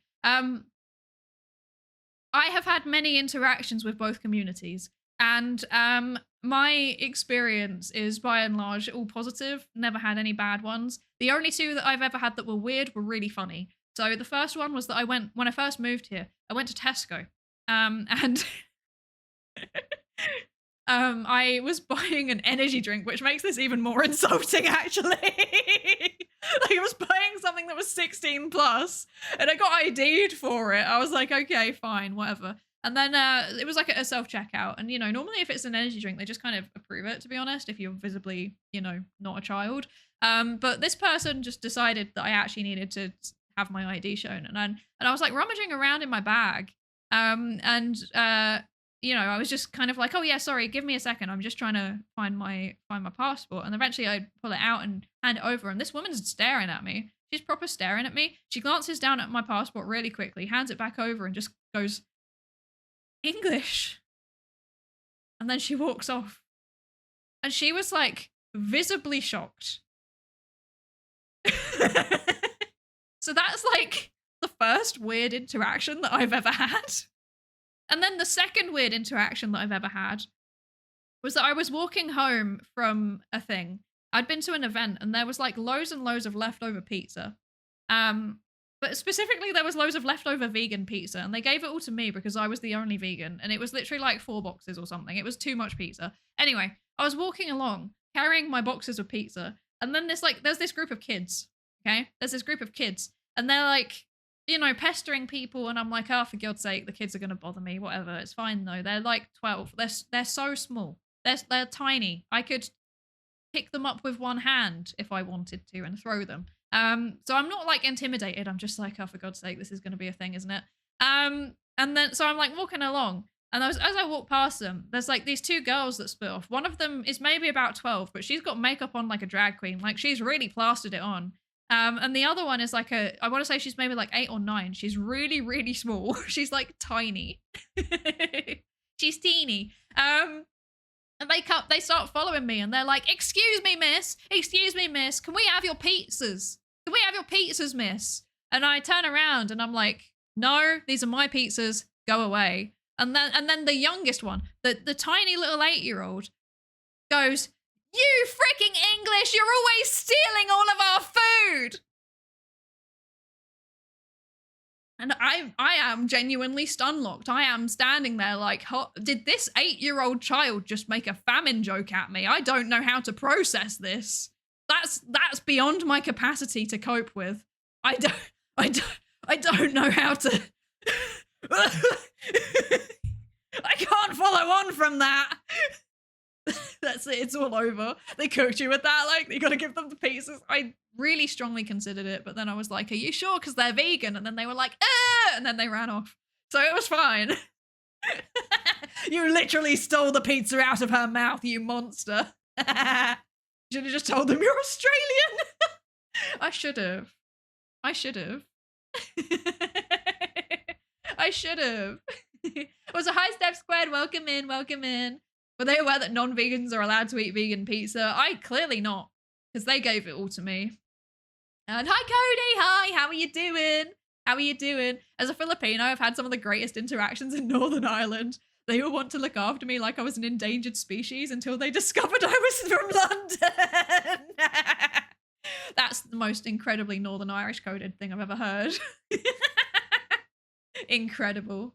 But there are other people around watching. Yes, this interaction was observed by at least 7 other people, and I think all of us had a good laugh out of it. It was actually really, really funny. It was really funny. Oh dear. Anyway, are you orange because you're a Protestant? This is the question that I keep being asked. Is your VTuber orange because you're a Protestant? And the answer to that is no, it was an accident. I forgot the association between orange and Protestants while I was making my character design. I just wanted something that was like warm and comfy and cozy and was cute. And now it haunts me. I'm never going to get over this. Everyone's going to always assume that I'm orange because I'm a Protestant, and it's going to follow me around forever. So that sucks. Yeah. Yeah, you're 2/3 of the flag, just not. Thank you for fixing me. Thank you. Now I can no longer face the accusations. You are 2/3 of the flag though, not orange. It's true. It's true. I need to get green on me somewhere, because then that will solve all the problems. Magical girl transformation toggle where your hair changes to green when asked. Iconic. Oh dear. She ate a load of oranges, that's why she's orange. I do like oranges actually, they are quite delicious. They are quite delicious. Clearly there's only one solution. Bring baptism into Ethan and Orthodox.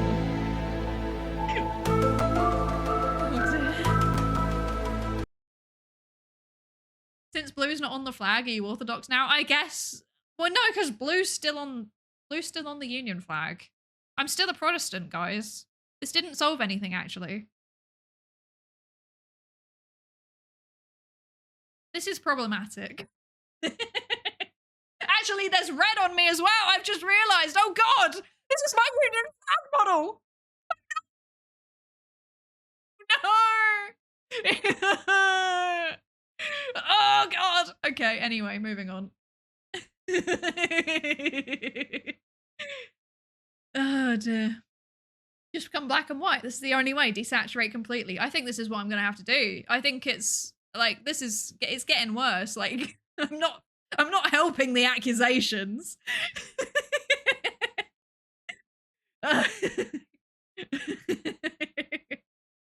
Blue, white, and red. So you're now French. Get wood sticks. I'm gonna ban you.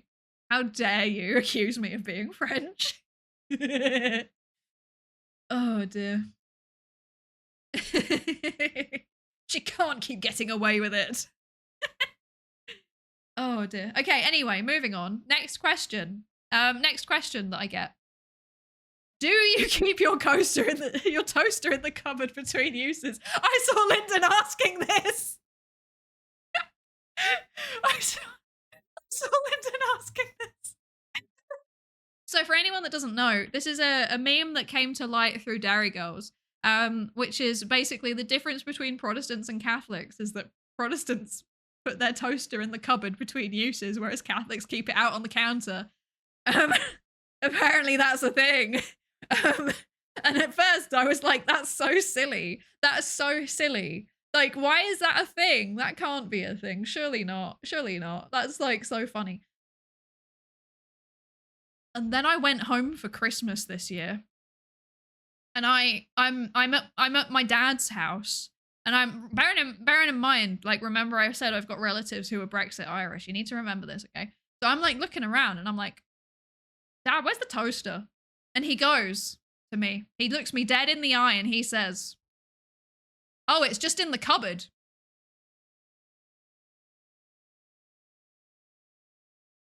He said that to me. His toaster was in the cupboard. So I keep my toaster out on the side because I'm lazy. That's like the fundamental thing that you need to know about my personality. Like, I don't like doing things. I like minimizing the effort that I am expending at any given moment. But my family do keep their toaster in the cupboard.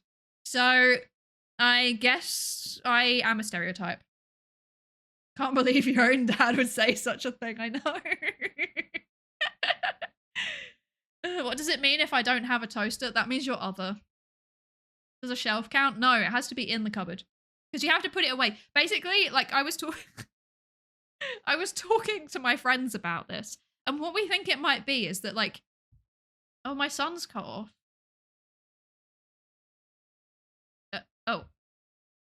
There we go. Okay, there he is.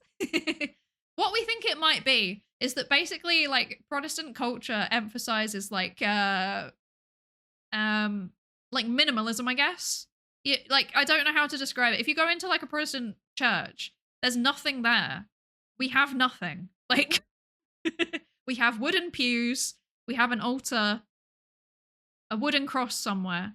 Like, there's not much else going on. Like, there's really very little happening. Maybe there'll be a tapestry if they're feeling adventurous. So we've already established that I'm a Protestant. So we're just accepting it, okay?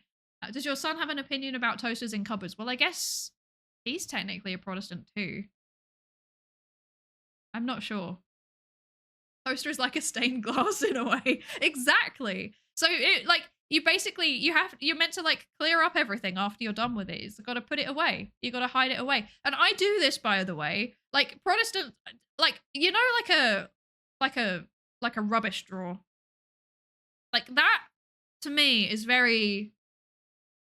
it's the same thing, you know? It's like, you got to hide all of your stuff away because your room needs to be tidy. Doesn't matter if, like, when you go to look for things, you know that it's in the rubbish drawer and you then have to rummage through it for 7 minutes. Like, it's hidden. This is clearly how it works. This is my thinking. You know, it's like you got to keep it tidy. It's like a bit of you got to be emphasizing that Protestant work ethic in your day-to-day life, something like that. I don't know. I'm making it up. This is what I'm assuming. I don't know. I can't believe Sai is calling Catholics messy. No, okay, I'm not calling Catholics messy. I'm not doing that. I'm saying that there are different things that are emphasized by the different churches. I would describe the houses are more interesting. Like, there's more going on. Like, you walk in and there's like a Mary on the wall, you know? What's she doing there? She's just observing. I don't know what she's doing there. I don't have a Mary in my house. I'm a Protestant. Oh.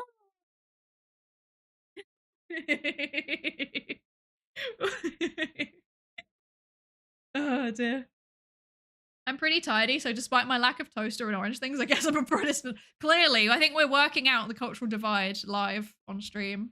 Hi, Rowan. Hi, welcome in. This means that there will be now mega church live streams with you as the pastor swinging from the ceiling, or will that be a Patreon only thing? Yeah, that's coming live on Ko-fi. If you sign up with a Ko-fi membership, then I am going to I would go into a church and then get a nosebleed, because I always get nosebleeds in churches, and I will take some pictures and go, oh, look at those wooden pews. Aren't they exciting? and then that'll be that. That'll be the whole. That'll be the behind the scenes content. I've not been in a church. Like I've been in a church for like tourism reasons, but aside from that, I've not been in any place of worship for like 15 years, maybe. I'm scared of them at this point.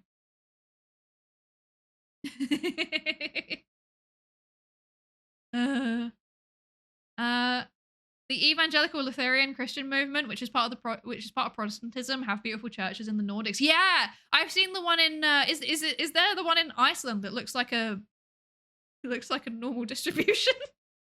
The histogram church. Does anyone know what I mean when I say the histogram church? Is it like, am I making this up? Like, do you know what I mean when I say the histogram church? There's a church that looks like a histogram in Iceland even. And I wanna go to it. This is like a thing that I want to do. Please enlighten us. I can't tab out of my presentation. I can't. Just Google it. Just Google histogram church. You'll find it. You'll find it.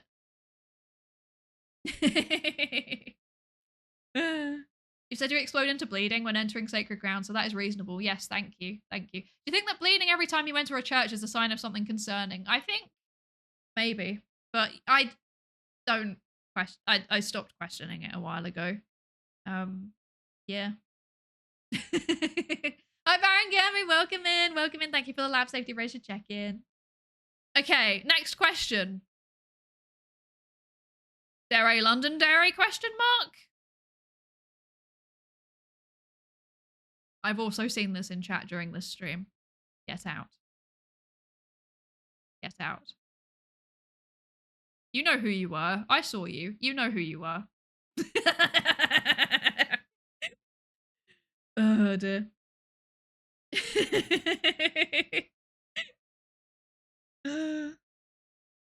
I read recently that the supermarket chain Iceland failed to trademark the word Iceland. Good on Iceland as a country for protecting their name. The nosebleeds are because you're a sinner. It's true. In the name of Jesus, I rebuke you, foul psychology genius VTuber. Has anyone ever seen the there's an anime called Ghost Stories, and there's a dub of it, and like one of the characters, basically like the Japanese original is normal, and then for the English language dub, they like ad-libbed the whole thing, and it's atrocious. It's like peak 2002 humor, and one of the characters in it, they've like made her an evangelical Christian, and she is so funny. Like there's this one scene where they're like she's like talking to this little kid about why he should repent, and then like there's someone else that comes up behind, and then she just turns around and goes, "Hello, sinner." Like, I think about it all the time. I love her so much. I don't. She's terrible. But I also love her. Hi, Bobby. Hi. Hello. Congrats on partner. Thank you so much. And happy St. Patrick's Day. Happy St. Patrick's Day to you too. Thank you so much. I really appreciate it. The church is called Hallgrímskirkja. Nailed it.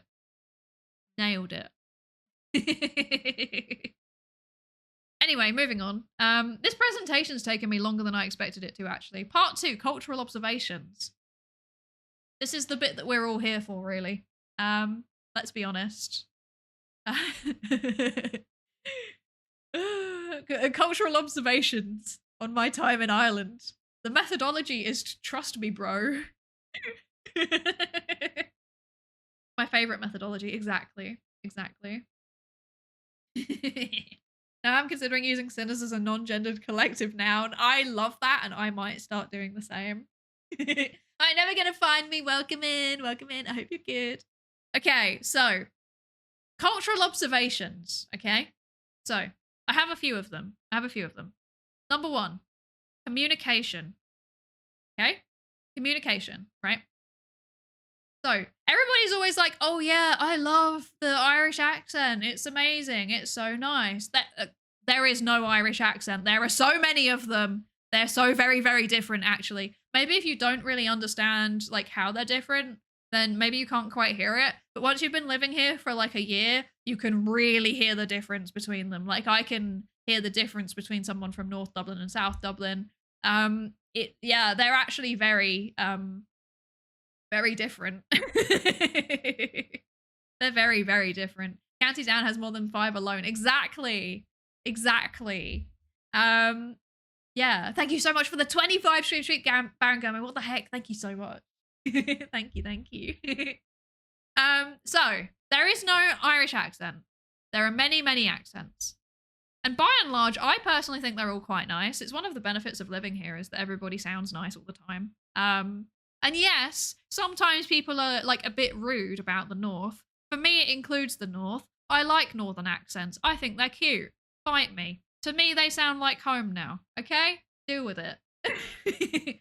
However, except Cork, I still do not understand what some people from Cork are saying to me. Like, they will talk to me and I will just, okay, yep, I see. Mm-hmm. Yeah, yes, I agree. Yes. I don't know what they're saying to me. And it's like, it's not everybody from Cork. Like, Cork City is normally fine, but like the kind of rural bits of County Cork, oh boy, I have struggled. I struggle. Don't know why. It's just specifically them. I don't- I struggle. I'm sure it's a nice accent if you can understand it. This is me being confused. Now, the interesting thing about communication in Ireland is, my experience at least, is that a lot of the way that people talk to each other is very contextual. So there'll be lots of like implied meaning. And I think it's fine once you've been here a while, but I gotta say, sometimes it makes my tism hurt. Like my autistic brain sometimes is just, I just miss the context. Like, I don't understand that there's a thing that's being implied. I assume they're being literal, and I'm just really confused. But I think I'm getting better at this. Like, British people kind of do it too, so it's not like a entirely unique thing. But I do think it's a bit more here, if that makes sense. Isn't speaking contextual in general? No, but like, they will just miss out entire things. Like, they will just start talking to you and they'll expect you to know it. So for example, there was this one time where I was like walking home from a medical appointment and a guy just comes up to me and is like, "Have you heard about that wee lad?" And I'm like, "What?" And it turns out he was talking about a local kid that had passed away. But he just expected me to know. Like, I was just expected to know. I like, this is the type of thing that happens. And you have to like start to ask the right probing questions in order to work out what's going on. But you know, it's fine. It's fine. You get used to it. There's a YouTube Shorts clip. I think it's Simon Pegg characters titled "When You're So Deep in the English Countryside, You Need Two Translated." Yeah, that one character that's got like a really, really strong Southwest accent. I know the one. She keeps her toaster in the cupboard, so she does. Yes. So you don't watch the news. Yeah, right? Everyone assumes that everyone's like really clued in to local stuff, and I'm like, I don't look at the news in general. I don't know what's going on. Don't ask me. Psydere looking at the guy. You are doing me a confused. You are doing me a concern. There's no gays in Ireland, Kathleen. Yes. That's one of my favorite memes. It makes me giggle. It does make me giggle. Anyway. Okay, the other thing that you need to know about Ireland, good lord, the gossiping. Like, if you tell someone something, then everyone else in your friend group will know it within 20 minutes. By and large, it doesn't always happen. Weirdly, like, big pieces of news don't seem to carry. It's like the little things. Like, if you, I don't know, if your dog goes for an operation, everyone will know about it within 20 minutes. If you're getting married, people won't find out. It's really strange. It's really funny. Yeah, anyway, that's my experience personally. If you live in other areas of Ireland, you may have a different experience, but this is my experience. Yeah. The news will catch out in England too, depending on the locality. I mean, it's very different to where I grew up. Where I grew up, like, people were not clued in into local stuff at all. Like, there was not much engagement, full stop. Yeah. Yeah. Hi, Guardian Fees. Welcome in. Welcome in. Welcome, sinner. Hello, sinner. Oh, dear. My work's wild for it. I know gossip about people from London office within minutes of it breaking. That's so funny. That's so funny. People just assume you know about the big stuff. Yeah, they genuinely do. They do. But that's kind of good. You'd want people to not talk about the big stuff behind your back without consulting you, but small chit chat is fair game. Yeah, but it's like kind of awkward sometimes. Like, I've realized that there's like former colleagues of mine that still don't know about Hosmod, and I need to tell them when I see them. But it's like, it's been like 6 months and I'm starting to feel awkward about it, you know? Like, it's things like that. But like, everybody knows that I've had a haircut. That apparently spread around really quickly. Yeah. Yeah. Small news is easier to gossip because the originator might not track back to closely to who told. That's true. That's very, very true. That's very true. The Guardian. Do you know, last time I went to Dublin, I was like minding my own business, eating some food at a cafe by myself, and like a police officer just came up to the window and waved at me. I was just minding my own business, eating my soup. And I was like, what is happening? I'm so confused. Why are you waving at me? I don't know you. It's very weird. Very weird. Hi, Grace Payne. Welcome in. Welcome in. And hi, Otaco. Hi. How are you doing? I hope you're good. He wanted soup too. I think so. I think so. Your neighbors informed me of the brand of crisps that you recently bought was different. Uh-oh. They found out about my southern potatoes that I acquired last time I was down south. Uh-oh. Sweats nervously. Was there a child sitting behind you? No. It was just me. It was very strange. Case of mistaken identity? Maybe. But he seemed very friendly. I just waved back. I was just waving back. Maybe it was awkward. Smuggle them across the border. It did feel like I was committing a crime. You know what I mean? I was like hiding Otaco Tan them. gifted a tier 1 sub to Bobo Brook. And I was like, I hope they don't This is do their one first of the gift rare sub in the police channel. checks at the border. Uh-oh. Otaco, thank you so much for the gifted sub to Bobby. Thank you so much. I really appreciate it. Thank you so much. Thank you. Thank you. Thank you. And Guardian Feast, thank you so much for the follow. Welcome into the research participation pool. Welcome in. Welcome. Okay, so this is all of my notes on communication. Next. Drugs, firearms, livestock, potatoes. So true. So true. Okay, next. Crack. This is pronounced crack. Okay? So, what is crack? You may be asking yourself. I'm sure a fair number of you aren't. But, so it's like British banter, except it's brutal. Okay? Like,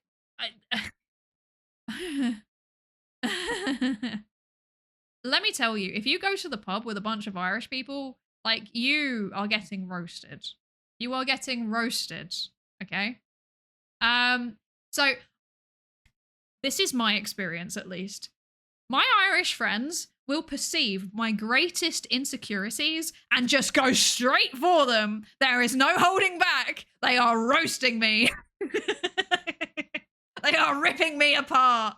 Crack can also refer to news. This is very, very true. This is very, very true. We'll get to that in a second. They sound like my kind of people. It is fun. Hi, McCullard. Welcome in. Welcome in. Do we have an example? I can't remember if I put an example in here. I don't want to put my greatest securities on the insecurities on the presentation, to be honest. How is that not a bar fight? Because this is culturally accepted. Like, it's culturally accepted that, like, you give and take. It's words. But the thing is, it's a good sign. If they do this to you, it's a good sign because it means that they like you. In fact, the more aggressive and brutal that they get with their insults, the more that they like you. It's like a sign that like Irish people feel comfortable around you, you know? Like, you've been accepted. You are one of us now. Yeah. It's yes. It can be very brutal though. The first time it happens, it's a bit scary. And you're like, what's happening? What's happening? Because English people do banter, right? Like, but it's like light insults, you know? It'll be like, wow, what are you wearing, you absolute plonker, for example. Whereas like Irish people would be like, oh, your dad left you to sell Avon. I don't know, like that's a really, really bad example, but I'm primed by the meme. Like I can't recreate it. You have to be in this situation to experience it, you know? Also, I'm not Irish, so I'm bad at this. It's the same in Scotland. Yes. Yes. Oh dear. What are you wearing, you avant-garde carrot? Exactly. That's a very British insult. I have heard some messed up stuff. Yeah, it can be pretty bad. It can be pretty bad. Oh dear. The tism probably doesn't help with banter. I think I'm fine in the moment. But like the thing is that I default to self-deprecation. Now, it's funny that we should mention this. My British self-deprecation is normally very well received. So basically, Irish people are good at sparring with each other. I'm not good at it. I haven't been brought up doing it. I'm not very good at dishing it out. I'm also just like not that kind of person. I'm not very good at being mean to people. So I do it back to myself instead. And because I'm English, this works really well. Because there's one thing that the Irish love insulting more than you specifically, and that's the English. If there's a way to insult the English in this conversation, then amazing. And if there happens to be an English person that is playing into this, then they love it. Yeah. So that's normally quite well received. And yes, sometimes people will say, what's the crack instead of what's up? It's like, you know, what's occurring. Crack can also be news, as was previously said. But honestly, I hear like, how you keeping? Or like, how's it going more often? I don't really hear what's the crack that often. I do sometimes, but not super regularly. There's gonna be an ad soon. Is this the end? Yes. Okay. This is the end of my brief introduction to crack. I feel terrible saying it. I feel like I shouldn't say it. I feel like in my accent, I'm committing a crime when I say it actually. But you know, it's fine. So since there's going to be an ad, rather than going on to the next section, I am going to force you to listen to the Pikmin song for a while, and then I'm going to chug loads of water because I've been talking instead of hydrating, and then I'm going to go get more water, and then that'll be that. I hope this is fine. Given there was decades of Irish stereotypes being either a terrorist or being thick, then I'm sure a self-deprecating English person is more than welcome. I don't even understand how the thick stereotype was a thing, honestly. I genuinely don't understand it because, like, honestly, like, the stuff that Irish people come out with when they're insulting you is so witty. It's so good. So I don't understand how this was ever a thing, but, you know, different times, isn't it? I'm not insulting the English, I'm just describing them. That's so good. I might steal that. That's so good. I might steal that. But yes, anyway, it's time for the Pikmin song. Please enjoy the Pikmin song. I will be back in a few minutes once I have acquired more water. And we will then talk about the physical environment of living in Ireland.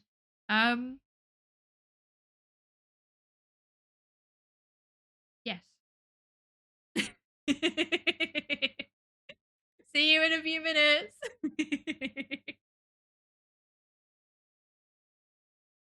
Pikmin 4 and 5, Pikmin 6, Pikmin 7, Pikmin 18 million and 11, Pikmin 3 Deluxe and hey Pikmin, new centrifuge to put Pikmin in.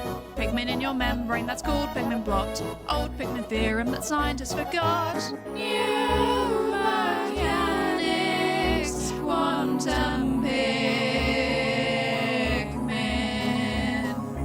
Pikmin chest tube, Pikmin balloon mount, radio sound, Pikmin electrons covalent bond, Pikmin AI published IEEE, slowed down Pikmin due to relativity, Pikmin in your culture where you can see it contaminating all it touches, Pikmin in your culture where you can see it contaminating everything it touches. Pikmin in your culture, Pikmin in your fucking culture. Pikmin 1 and 2 and Pikmin 3, Pikmin you play control for the Wii. Pikmin 4 and 5, Pikmin 6, Pikmin 7, Pikmin 18 million and 11, Pikmin 3 Deluxe and hey Pikmin, new centrifuge centrifuge to put pigment in.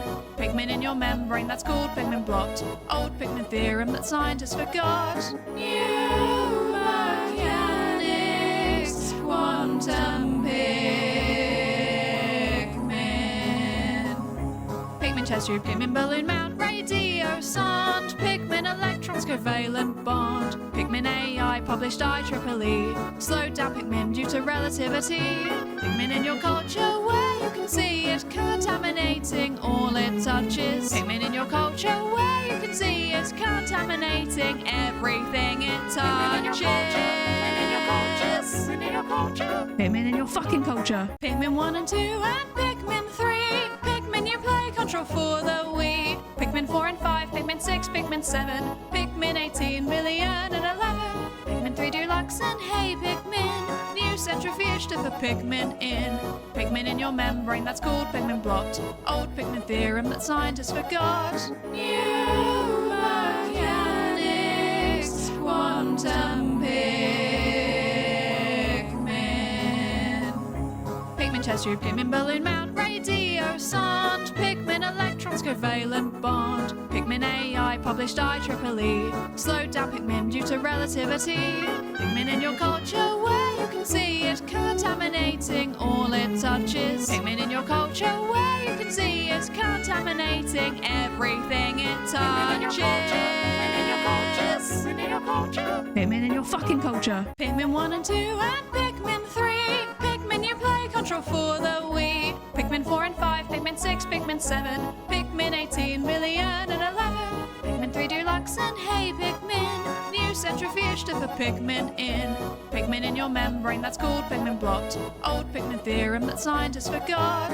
New mechanics, quantum pigment. Pigment chest tube, pigment balloon mount, radio sound. Pigment electrons, covalent bond. Pigment AI, published IEEE. Slowed down pigment due to relativity. Pigment in your culture where you can see it contaminating all it touches. Pigment in your culture where you can see it contaminating everything it touches. Pigment in your culture. Pigment in your fucking culture. Pigment 1 and 2 and Pigment 3. Pigment you play control for the Wii. Pigment 4 and 5, Pigment 6, Pigment 7, Pigment 18 million and 11. Pigment 3 Deluxe and Hey Pigment. New centrifuge to put pigment in. Pigment in your membrane, that's called pigment blot. Old pigment theorem that scientists forgot. New mechanics, quantum pigment. Pigment chest tube, pigment balloon mount, radio sound. Pigment electrons, covalent bond. Pigment AI, published IEEE. Slowed down pigment due to relativity. Pigment in your culture where you can see it contaminating all it touches. Pigment in your culture where you can see it contaminating everything it touches. Pigment in your culture. Pigment in your fucking culture. Pigment 1 and 2 and Hi, welcome back. Yes, I hope you enjoyed the pigment. I hope you enjoyed this. I always enjoy it. Mostly I just enjoy forcing it upon you, actually. I don't enjoy listening to it, but I enjoy forcing it upon you. Anyway. Okay. So I was enjoying the pigment. I'm glad you enjoyed the pigment. Okay, so next. 3. Physical environment. This is the next thing that I wish to talk about. The physical environment of being in Ireland. How does it compare to England? So the grass is actually greener here. Okay, I'm not memeing. It's unironically how I know that I'm nearly home when I'm flying. Like, if I go back to England and then I fly home, it's how I know that I'm nearly home. Yes. It's very nice. It's very nice. It's nice living somewhere that's vibrant. I appreciate it because the sky is often quite grey, so the grass being very green kind of offsets it. Quite nice. Okay, coastlines especially. I feel like the coastlines here are just like so much nicer than they were for most of Britain. It's I don't know. They're just It's nice. I can't describe it. But I've put a nice little picture on there for you. You can see what it's kind of like. I like it. Good, good coastline. Yes. Grass can be green, says the notoriously drought-stricken SoCal native. Oh, I'm sorry. Island catches more rain. Yeah, unironically, that I think that's the reason. Is that there's so much rain that it's just the plants are well.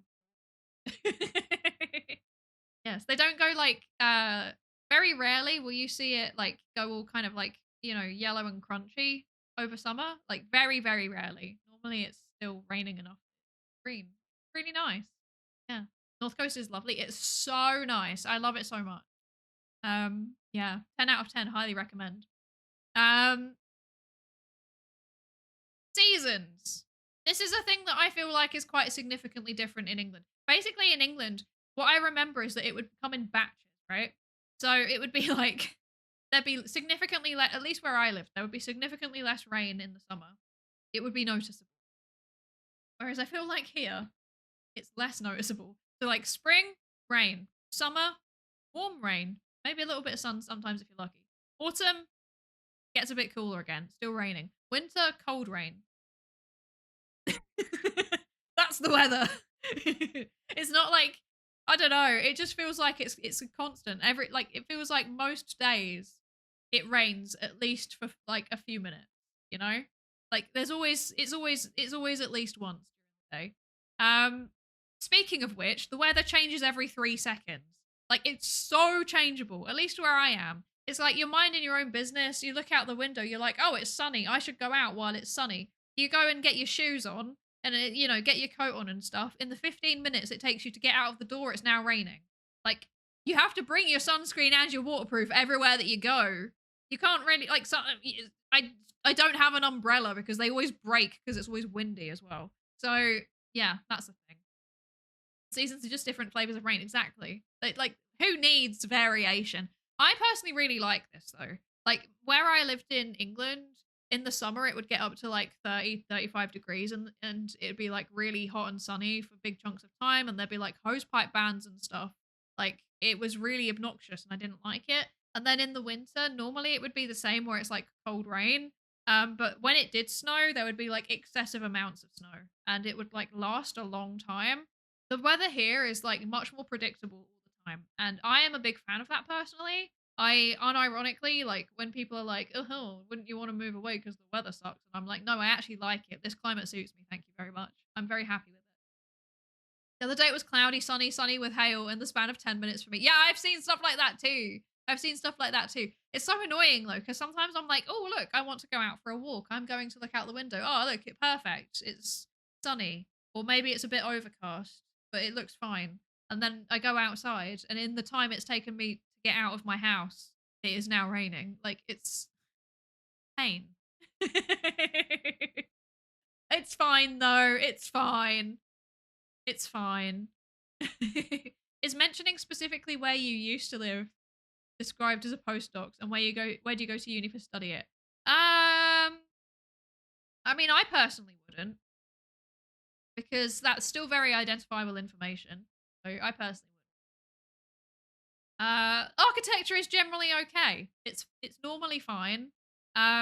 There's quite a lot of like fairly old buildings that have been maintained kind of well in most cities.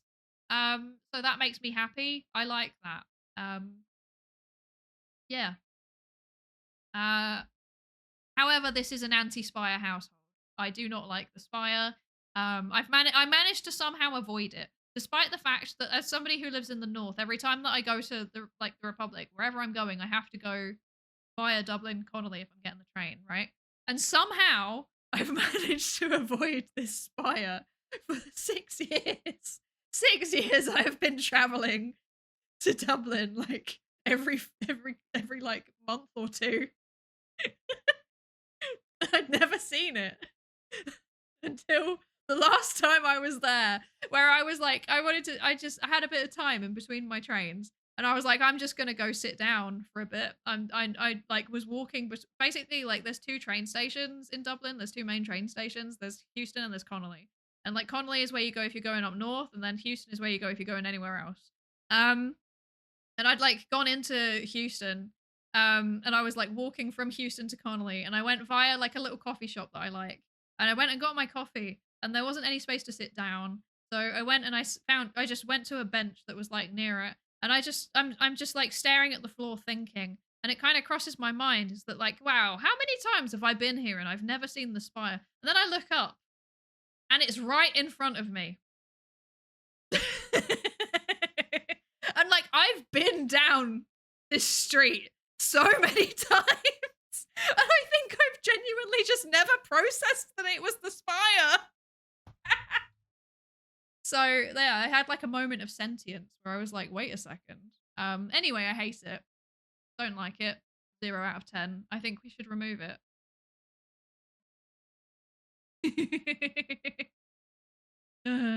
Did a giant drop her knitting needle? What the hell is that thing? It's the spire. Don't question it, man. I don't know why. I don't understand it. I don't know. I don't like it. It makes me angry. I don't know why it exists. Hi, Cogs. Right, welcome in. Thank you for the lab safety register check-in. How you doing? I hope you're okay. Bring in a waterproof as a rain jacket. Yes, a waterproof rain jacket. Yes, yes. Uh, really good at focusing, I guess. It's normally the opposite. It's that I'm so focused on like where I'm going or whatever I'm thinking about or the music that I'm listening to that I just don't process my surroundings very well sometimes. And this clearly it's one of those things where every time that I've been there, I've been walking down this road trying to get to the specific place that I'm going to, and I just don't look at where I'm going till that one moment where I was sitting, and then I looked up and I had it jump scared me. I'm not even joking. It actually jump scared me. Yeah. Typical English wants to aspire for herself. Do you know what? Frankly, I think that they can have it, you know? I think that give it to England, they can have it. Like nobody wants it. Oh dear. Anyway, so Northern Ireland specific now. Murals. So speaking of physical environment, as you can see, I have once again censored the weaponry, apart from the sword. I thought the sword didn't count. So here's the thing about about Northern Ireland's murals. Some of them are beautiful, and some of them are threatening. Some of them they're learning art. Very clearly they're like in the process of learning art, and I'm proud of them for learning, you know? Like I think they're doing a really good job. I think they're doing a great they're doing their best. Um they're doing their best, and they should keep at it, and uh Ganbate. Yes. It looks like you tried to censor the Irish flag in the middle. It's just because the guy's holding an AK-47. Like, I just didn't want the AK-47 shown on stream, you know? The middle one reminds me of that fat seal meme. That's so funny. Oh, no. You just made me make a terrible noise. That's making me lose it. I should have replaced all of them with the spire. That's clearly what I should have done. I should have censored all of them with the spire instead. Because then it wouldn't have looked like I was trying to censor the flag. Oh dear. And the guy on the 3-person mural is doing YMCA. That's so funny. I love that. I think they're doing an amazing job, and I think they should keep at it. And you know, with enough practice, eventually they'll get there. You know, yeah, yeah. The horse is incredible, actually. Specifically, I just want to draw your attention to the horse real quickly. He's not riding a horse; he's riding a pony, and that makes me so happy. Uh, they just look like they're really happy to have their takes. Exactly. I feel like this would be an improvement, actually. I think that if we all went around all of the murals in Northern Ireland that have guns and then just like replace the guns with tasers like this, it would make the murals genuinely more pleasing to look at. But yeah, basically murals in Northern Ireland are basically used as a way to mark out territory. So you will know if you are in a Protestant or a Catholic area on the basis of whether or not what type of murals they have. So for example, this one over here, you can see the Irish flag on it. Our day will come. So that means that that is in a Catholic area. And this one over here is William of Orange, and with his noble steed. That means that he's in a Protestant area. I don't know what the other two are. They could be either, frankly. I don't know. They could be either. What's with the guy's leg on the horse? Okay. The reason why I'm saying Ganbate is because, like, let's be honest. These aren't particularly. They're not professionally done. Let's be honest. Like, the quality of the art is something. It's something. I don't know. Some of them are like I said, some of them are really well done, especially the non-political ones. Like I really need to emphasize this non-political street art across Northern Ireland is actually really, really good. Like it's really nice. But some of the like older murals like these, they look like have you ever seen those things where it's like they've tried to restore like a Renaissance era painting and um it kind of looks a bit questionable. Um That it's giving that, I think. It's giving that. So I hope that they keep doing their best, and maybe once they've practiced a bit more, they might be able to make some good non-political murals. That would be really nice, actually. Yeah. Yes, that is William of Orange. Yes, yes. What flavor of potatoes are they brandishing? They've all got cheese and onion, which is really funny because that's the one I can't have. You can't tell they're Catholic or Protestant based on their eyebrows. I can't, unfortunately. Maybe this is something that I would be able to do if I was from here, but I can't. I can't. Yeah. Yeah, the cooked Jesus. Yeah. He has a W shield so he doesn't forget his name. Exactly. Exactly. Was it hi brain zap hi? Yeah, the Tato revolution. Exactly. Are you lactose intolerant too? I've got a full on cow's milk allergy. I've got a cow's milk allergy, which makes life sometimes slightly complicated. Hi DB, hi, welcome in, welcome in. But yeah, I do enjoy looking at the murals when they are like this. They bring a smile to my face because they're trying to be threatening and they're just not. You know, they're really not. They're kind of cute. The one on the right has jaundice. He does. He does. It's so true. So true. Banksy's identity got revealed? No way, I didn't know. Didn't know. Lad in the top right has got too many teeth in too small of a space, right? It's like the teeth. It's the fact that like the eyes are kind of wonky. Like if you look at where the pupils are located, they're not like this one is smaller than that one. He's might be having a little bit of like a stroke happening, to be honest. William of Orange down here, like his leg is probably about half the length it's meant to be. The pony also has incredibly short legs. Like I'm not really sure what was going on. It feels like they painted it at an angle, so I'm not sure. Um, this guy, he also looks like he's having a stroke. If we're being honest, his eyes are drooping in a way on one side in a way that I'm worried about. And then these lads down here, they're just like it's the poses that do it for me, to be honest. It's the poses, like especially this guy on the end. Like, why is he like X posing? I don't understand. Hi Maya, hello, and hi Tyler, welcome in. Thank you for the life safety racer check-in. Welcome, welcome. Pony head's good. Yeah, the pony head is pretty good, but it is undeniably a pony, you know. It's undeniably a pony. Like, it's not a horse. Yeah. He changed his name to David Jones, but they figured out who he was anyway. Oh, that feels a bit rude. It does feel a bit rude. People are shocked that the famous painter for the last 30 years is 50 years old. I always like, that's wild. That's very obvious.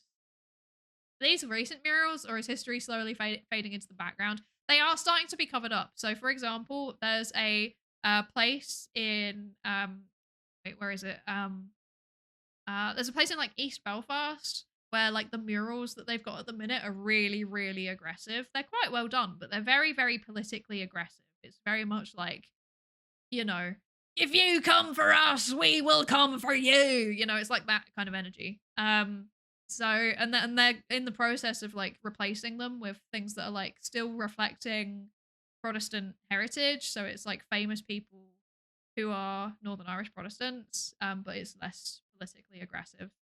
Yeah. So it's it's it's changing. I would say I wouldn't be surprised if most of these kinds of murals are kind of gone by the time that I am retired. Yeah. Yeah. But some of them are kind of funny, so I kind of want to keep them just on the basis of like they're a good laugh. They look friendly, like they're ready to party. They brought the chips. Did anyone think to bring some drink? I do feel like the added potatoes are doing quite a lot of heavy lifting in terms of making them not angry. But also, it's really hard to be intimidated by murals that look like any of these.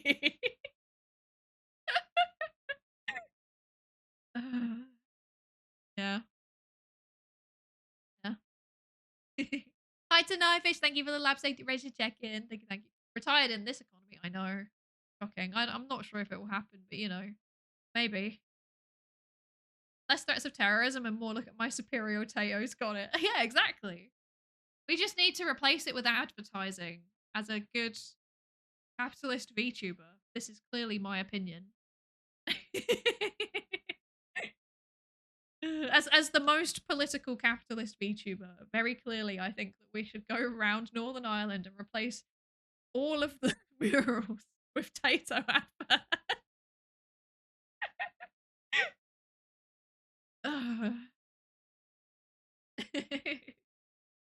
The British will surely want to take some of them for their museums.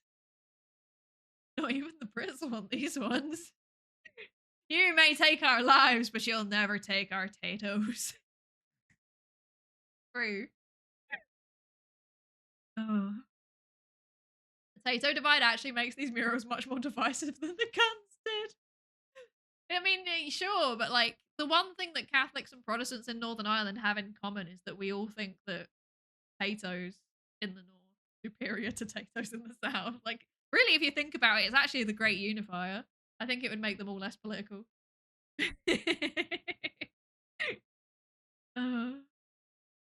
it looks like murals from school kids subsidized by the local council. Are we sure there isn't a plaque somewhere saying by Susan Johnson, Class AA? So funny. I do feel like the horse one in particular does give a little bit of that kind of energy. I don't know. I don't know.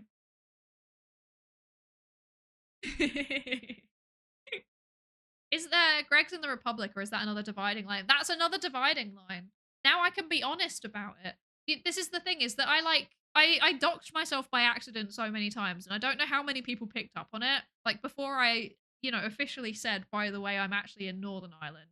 I said so many times casually, oh yeah, I went to Greg's this morning. And it's like I couldn't have gone to Greg's if I lived in the South. It's not down there. Like Hi, Dynameister, welcome. Do the murals be depicted northern or southern Tato packets? Well, they're northern murals, which is why I've chosen northern Tatos. And hi, Rickety Railway, welcome in. How did this area end up with some of the most amazing street motorcycle racing? I don't know. I don't know.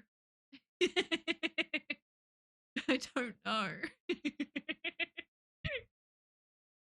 Oh dear. Anyway, one of the stations between me and my town, uh, between my town and then the major UK city near me, have some mural type thing with local people and a sign next to it with a quote or something. I don't know if they lasted 6 months. They're laughably now.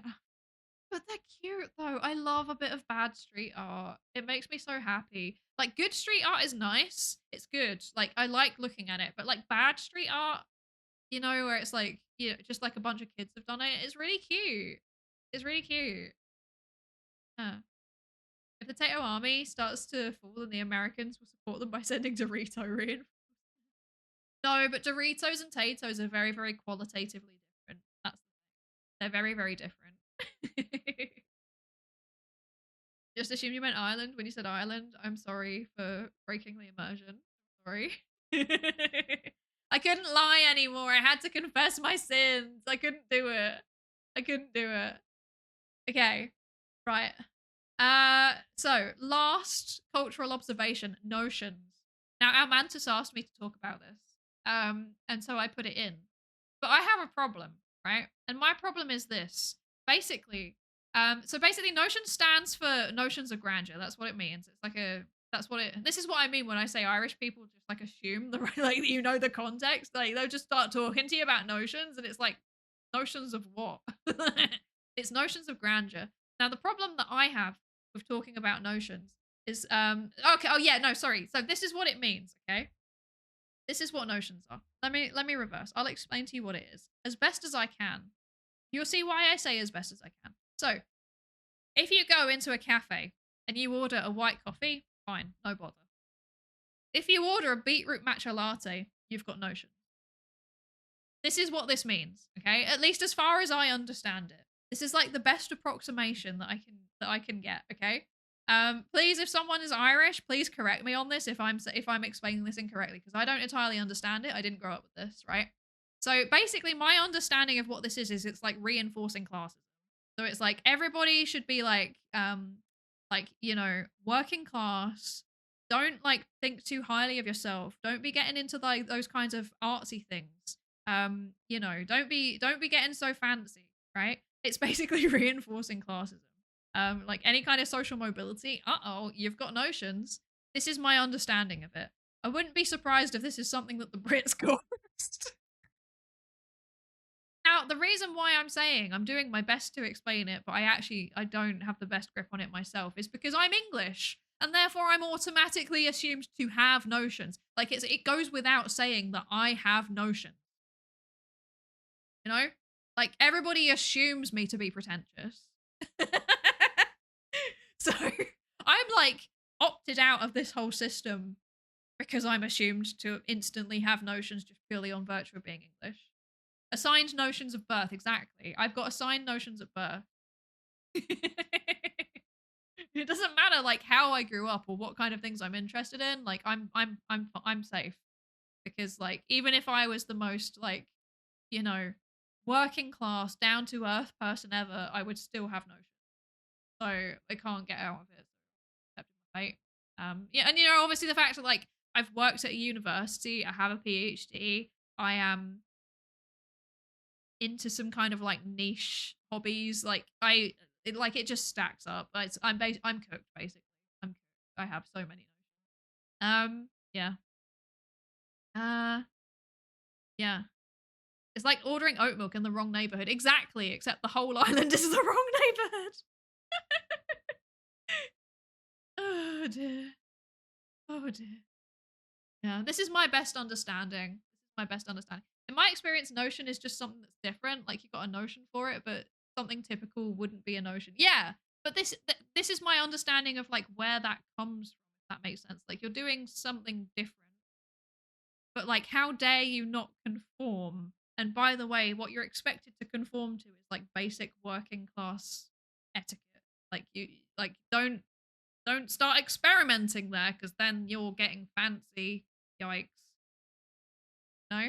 But I might be wrong. I might be wrong. This is how I've understood it based on how various people have explained it to me.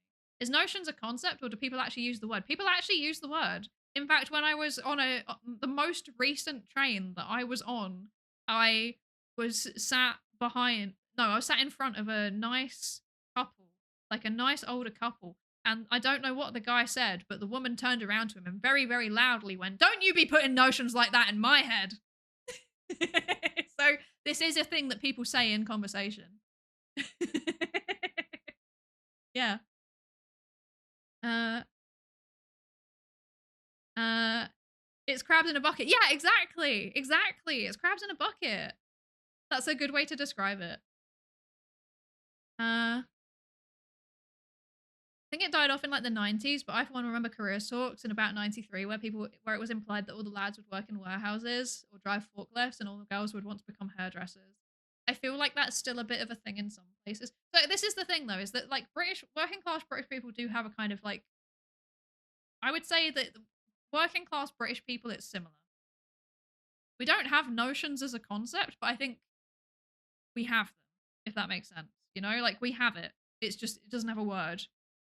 Because it's that crabs in a bucket thing. Like, yeah, it's like people, at least where I grew up in England. I grew up in a pretty working class area in England, and uh my family, I would describe my family as like, so like it kind of moved a bit all over the place. Like there were times where we were definitely like there were ways in which we were definitely working class, and there were ways in which we were definitely middle class. Like we were kind of weird. We were like Schroding.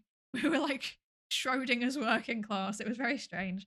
Um, but like it didn't.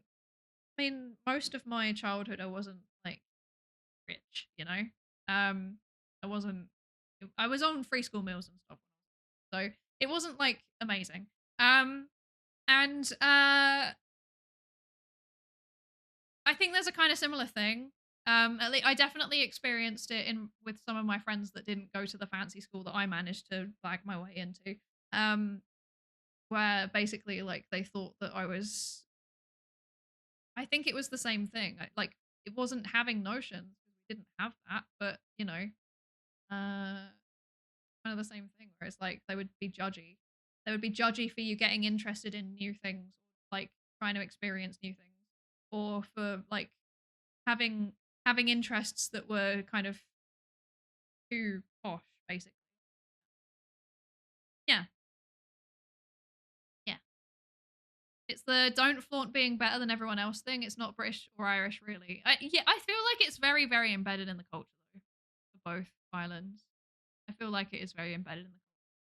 Maybe it's just where I'm from, but I've never seen it used in the classism sense. This isn't something that's been described to me. This is something that I have seen, if that makes sense. Like, I don't know if people realize that it's reinforcing classism. I just think it is. This part here is my opinion. That like the whole thing about like trying out new things, it's like it seems to be especially strong from people with working class backgrounds that react badly to it. And I think this is something that I've seen both across Ireland and England. Yeah. Notions generally apply to anything posh, but don't put notions in my head refers to bad ideas. I see. Okay. Interesting.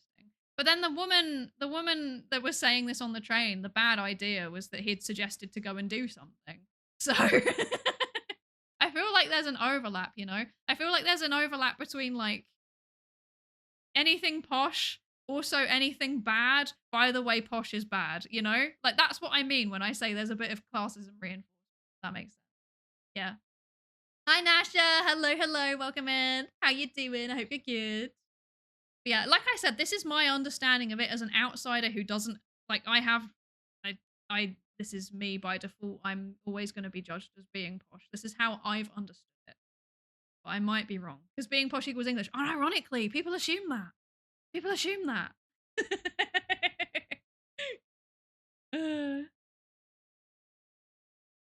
Okay. In Scandinavian countries, they have the law of Janta, which isn't so much associated with class, but it works similarly. Interesting. Okay, right. So, moving on.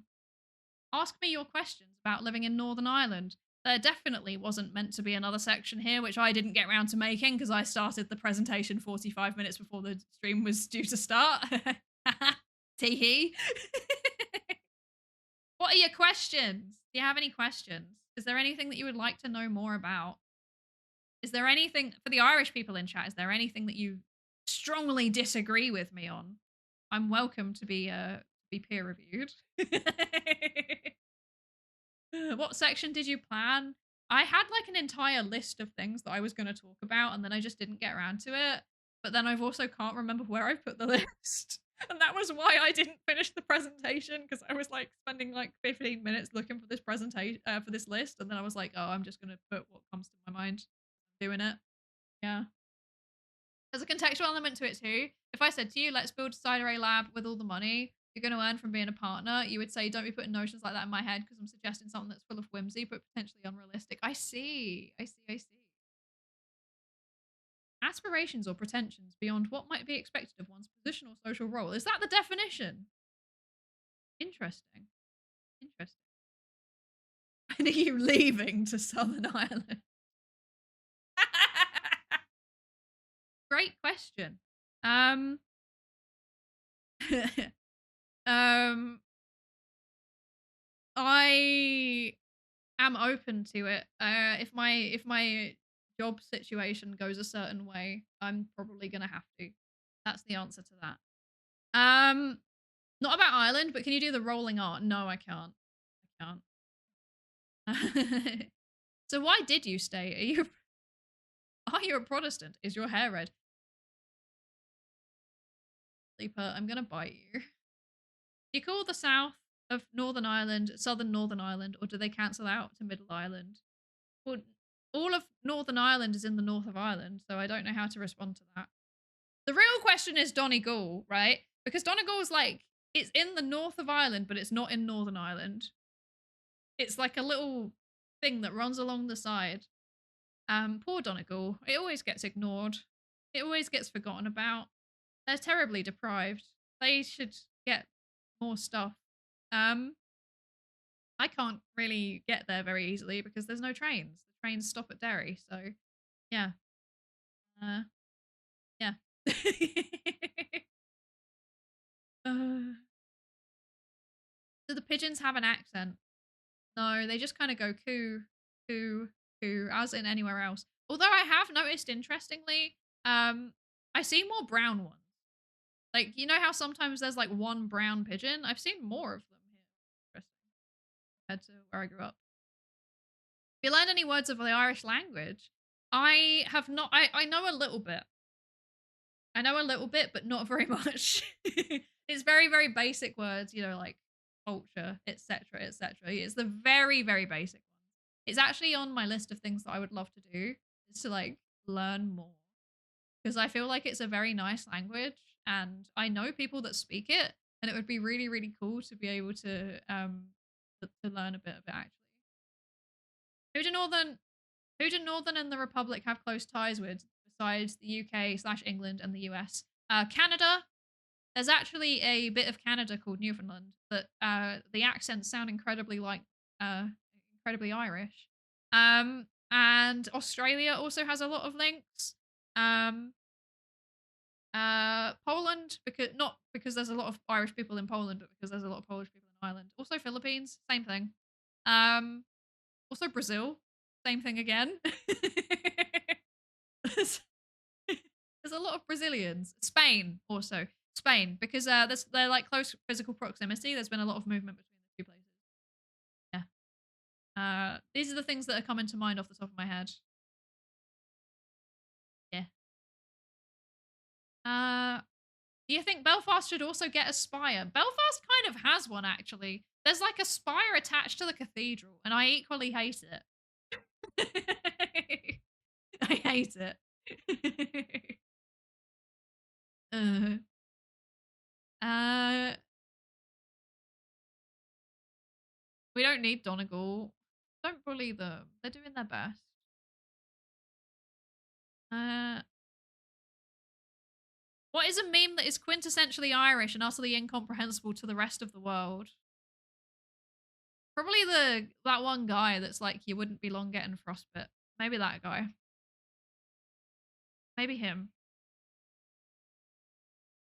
That's not my favorite one though. I think my favorite one is there's like a TV presenter, and she's out in some weather, and it's like really bad weather, and then she's like, "Don't take unnecessary journeys." I reference that all the time. Every time that there's even like a little bit of wind, I'll like message my friend being like, "Bad weather. Don't take unnecessary journeys."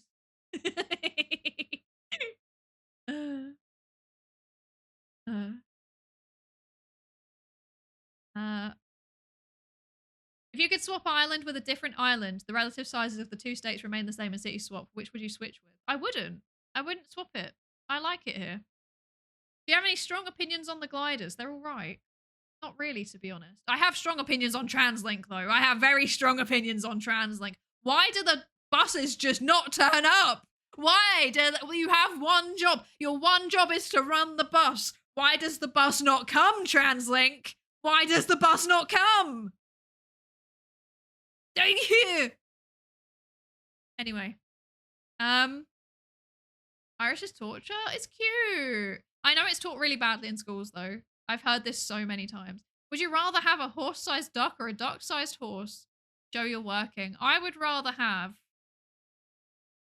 a duck-sized horse because I live in an apartment and it seems more manageable. I would not have anywhere to put a horse-sized duck. Yes, that's my working. If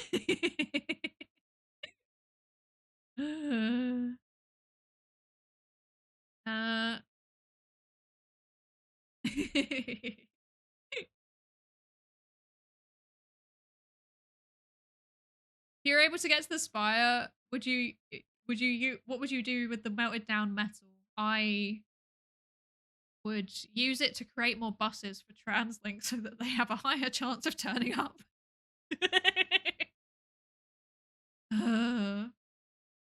TransLink's a terrible system for transport. This is like a universal Northern Ireland opinion, I think. All my homies hate TransLink. I don't though, because if they didn't exist, I wouldn't be able to get anywhere because I can't drive. Yeah. Be too easy if the buses were on time. Yeah, but like, okay, I plan out my journey, okay? My choice is either I arrive at the place 45 minutes early or I arrive at the place 15 minutes early. I want to get there 15 minutes early because 45 minutes is excessive and it's not long enough for me to go and get like a lunch or something, but it is long enough that I'm going to be like feeling uncomfortable by the end of it, you know? So I want to get the bus that gets me there 15 minutes before the thing, but then it just doesn't turn up. So then I end up being 15 minutes late to the thing and it makes me angry. Why? Why do you do this? You had one job. Had one job. In a nutshell, how would you describe the cultural difference between England and Ireland?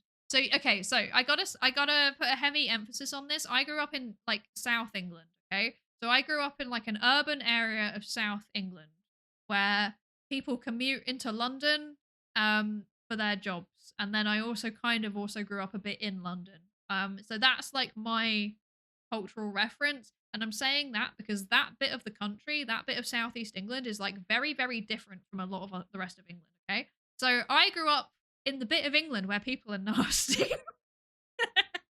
Not in general. People are nice, I think, when you get to know them, but they're very aloof. It's very difficult to talk to people. And I think the single biggest culture shock that I had when I moved to Ireland is that random people started talking to me in the street. I'd be like, huh? Wait, what's happening? Are you going to stab me? Question mark. And then they'd just be like, how's it going?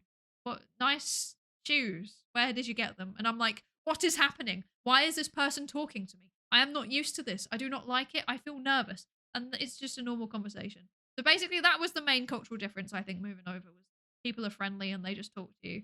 Yeah. Aside from the buckle of the commute belt, I am. Yeah. Yeah. There are no buses in Ireland. Au contraire, Cleaver. There are so many buses. It's like the form of public transport because the train network is. Don't talk to me about the train network in Ireland. Yeah. Does IRL and I operate from Northern Ireland? Yes, they do. They do indeed. They have multiple stations around Northern Ireland. I feel like they have a sister organization in the south also. I might be wrong, but I'm pretty sure they're all kind of like connected up and working together. So, yeah. Got any favorite landmarks? Um, that's a good question. Belfast has a Titanic museum, and I like the Titanic museum. It's a great place to take people if they're visiting. There's always one person that's obsessed with the Titanic, but like the museum itself, like the way it looks, I'm kind of neutral on it. It sticks out and it's iconic, but I'm also not massively keen on it. Right. However, One thing that they do have there is a boat. It's called the Nomadic. I think it's the SS Nomadic. And it is a boat. It was like a tender vessel that shuttled people from the port to the Titanic. So it was actively like it took people to the Titanic. And they have that in the dock outside of the Titanic Belfast, and I think that is a very good landmark. Big Fish. Big Fish is also really good. I do like the Big Fish. I am a big fan of the Big Fish. Yes. uh, Nobody ever picks the battle dock because it's inconvenient. Where am I meant to keep my battle dock? Hi, Spooky One. Thank you for the lap safety race to check in. Thank you. If you had a button that adds a mirror island onto the other side of Britain called the Laneri, would you press it?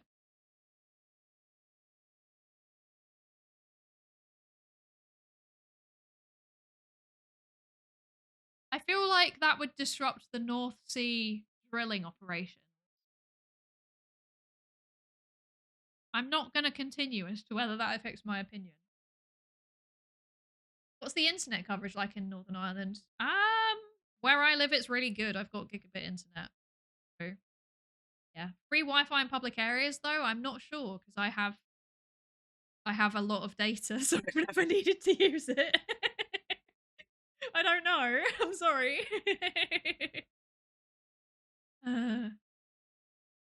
See, the 45-minute earlier bus will be there 15 minutes early. I mean, okay, this is true. Is that because it's going to be running so late that it will get you there when you intended to get there. That's very true.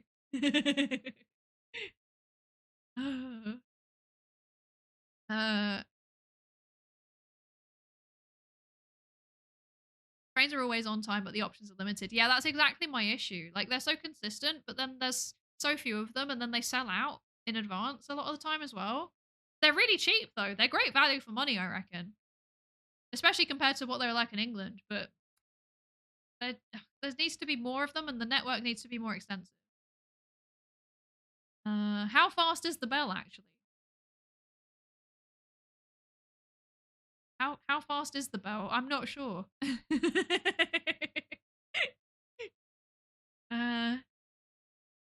do you have a favourite bridge in Northern Ireland?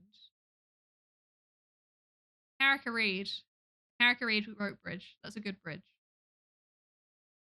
I like watching the tourists freak out when they go. Although I think it's shut at the minute, actually. Ever encountered any of those frankly terrifying drink driving PSA adverts in the wild? I have. I have. I think I saw one. I think I saw. It wasn't like as bad as the like, they used to be. But I did see some kind of like driving PSA last, like when I just put the TV on late at night last time I was there. Yeah. What do you think of the economy? I feel like if I answer that, I'm gonna start ranting about how expensive rent is across most of the island, and I feel like that's not a good place to go. I'm like getting tired now, and I'm not gonna be able to filter myself very well. I have no opinions. I'm an apolitical VTuber.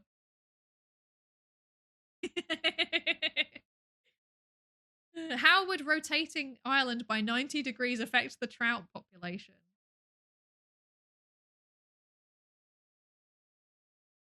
I I've never thought about it. I don't know. I don't know. I don't know. I hear energy prices can be steep in Ireland. Is it the same in the north? Yeah, it's pretty bad. I'm not gonna lie. I think um I'm not gonna get into the specific amount, but uh hang on. I'm gonna do some very quick maths. 2 plus 2 is 4. Minus 1, that's 3 quick maths. So my electricity bill is about 1/6 of my rent. Maybe 1/7, in that range. It's quite expensive. Quite expensive. Pretty bad. 6, maybe 700 a month. No, but it's 1/6 to 1/7. Sleeper. Why are you on the 6-7 jokes at the minute, Cleeper? Why are you like this now? What has happened to you? I don't know how to feel about this. Mostly I feel bad. Have you ever been underwhelmed in person by the Giant's Causeway? I haven't. And the reason for that is that I've actually not been there as an adult. I went there as a kid. And there's like a picture of me in front of it with my dad. And I keep thinking, like, he came to visit me a while back. And I was like, we should go and we should just like recreate it. And then we just didn't. Um, and I've never been as an adult. It's like a running joke at this point. All of my friends are like, how is it that you've lived here for 6 years and you've still not been? And it's like, can't drive. It's a pain to get there by bus or by train. So I just haven't been. Yeah. As a Brit, do you understand the locals with their accent? Mostly, yes. Cork, I struggle. Everywhere else, I'm fine. I think I'm used to it now. Although if they're like old, you know, if it's like an older person and they grew up somewhere rural or they live somewhere rural, that also I do generally quite struggle. But the only one that I really have difficulties processing still is Cork, I think, which makes me nervous. Reasons.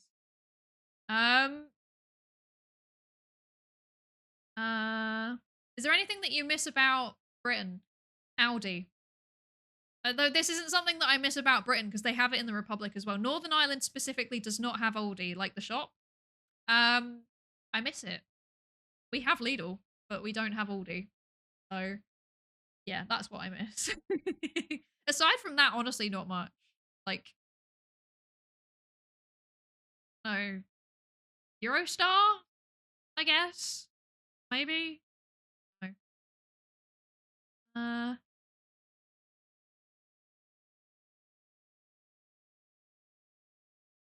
Hearing you say why you like this to Cleeper was something I didn't know that I needed. Oh dear.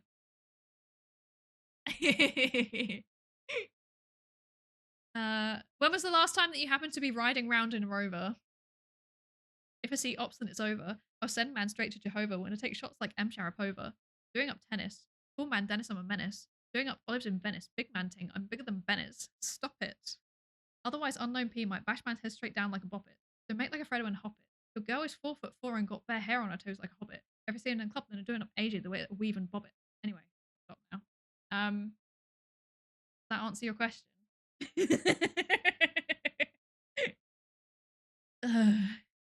I hate that I know that. I really hate that I had to practice that so much for that one redeem like 2 years ago that I still remember the lyrics. I really hate that, you know. It's like I'm putting a string on her back. It's true. It's true. You need to go. If you like rocks, you'll love it. I'm gonna go. I like rocks. I need to go. It's really a bit of a joke that I haven't been, to be honest.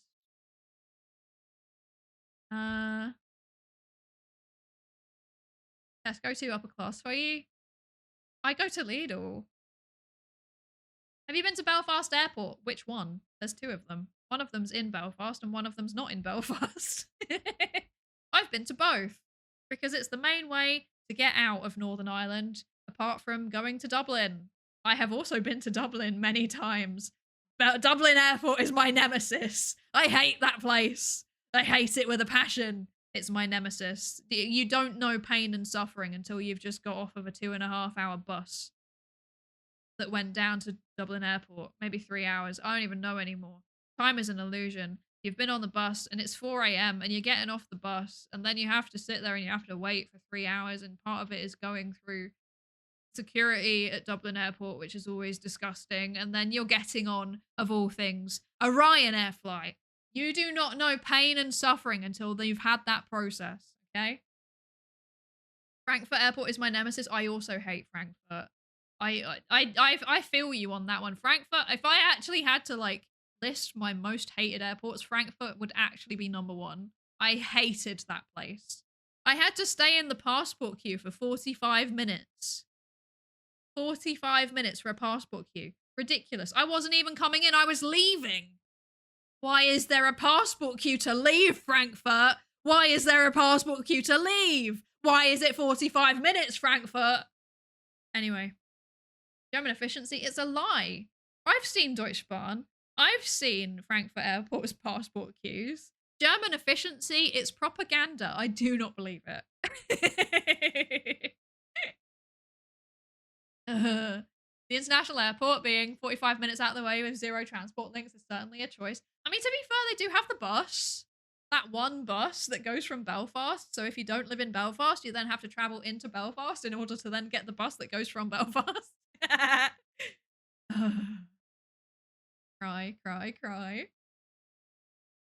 Dublin Airport isn't exactly big. It's the pokest one I've been. The pokest one I've been to is Leeds Bradford. It's like a bus terminal. The smallest one I've been to, having a think, Luxembourg maybe.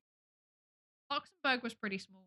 Belfast City is also very, very small though. It's very, very small, but it's quite well stocked for what it is. You know, it's like it's small, but it's good. It's a good airport. What, like Belfast City, like that one. That's a good airport. Yeah. Dan Patrick is the best place in Northern Ireland. I will say no more. That's a take. That's a take. What bit of Belgium is Northern Ireland most like? I've never been, so I don't know. I've never been to Belgium. German efficiency! No, it's a lie. I refuse to accept it. Smallest I've been to is London City. Oh, London City is also very small. I like London City.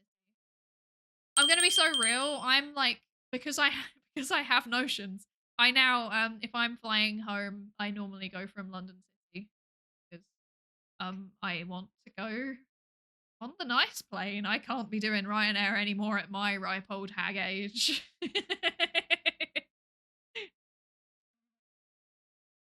The only airport I have beef with is Milan Bergamo because it's silly far away from actual Milan. When you got there, I did not enjoy Milan for the most part. Oh no. Oh no. He does have notions. I know. Shocking. Shocking. Truly shocking. Okay. So I have one last thing in my presentation. I have one last thing. I go through London City exclusively when I'm going to London. You and me both. Although I am partial to the ferry, to be honest. I do like a good ferry.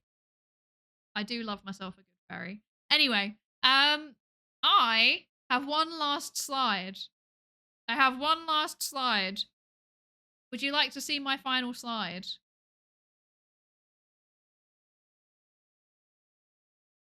Bonus slide. This is Tilly. This is my friend's dog. She's Tilly. She's a greyhound. She's a rescued racing greyhound, and she is wonderful.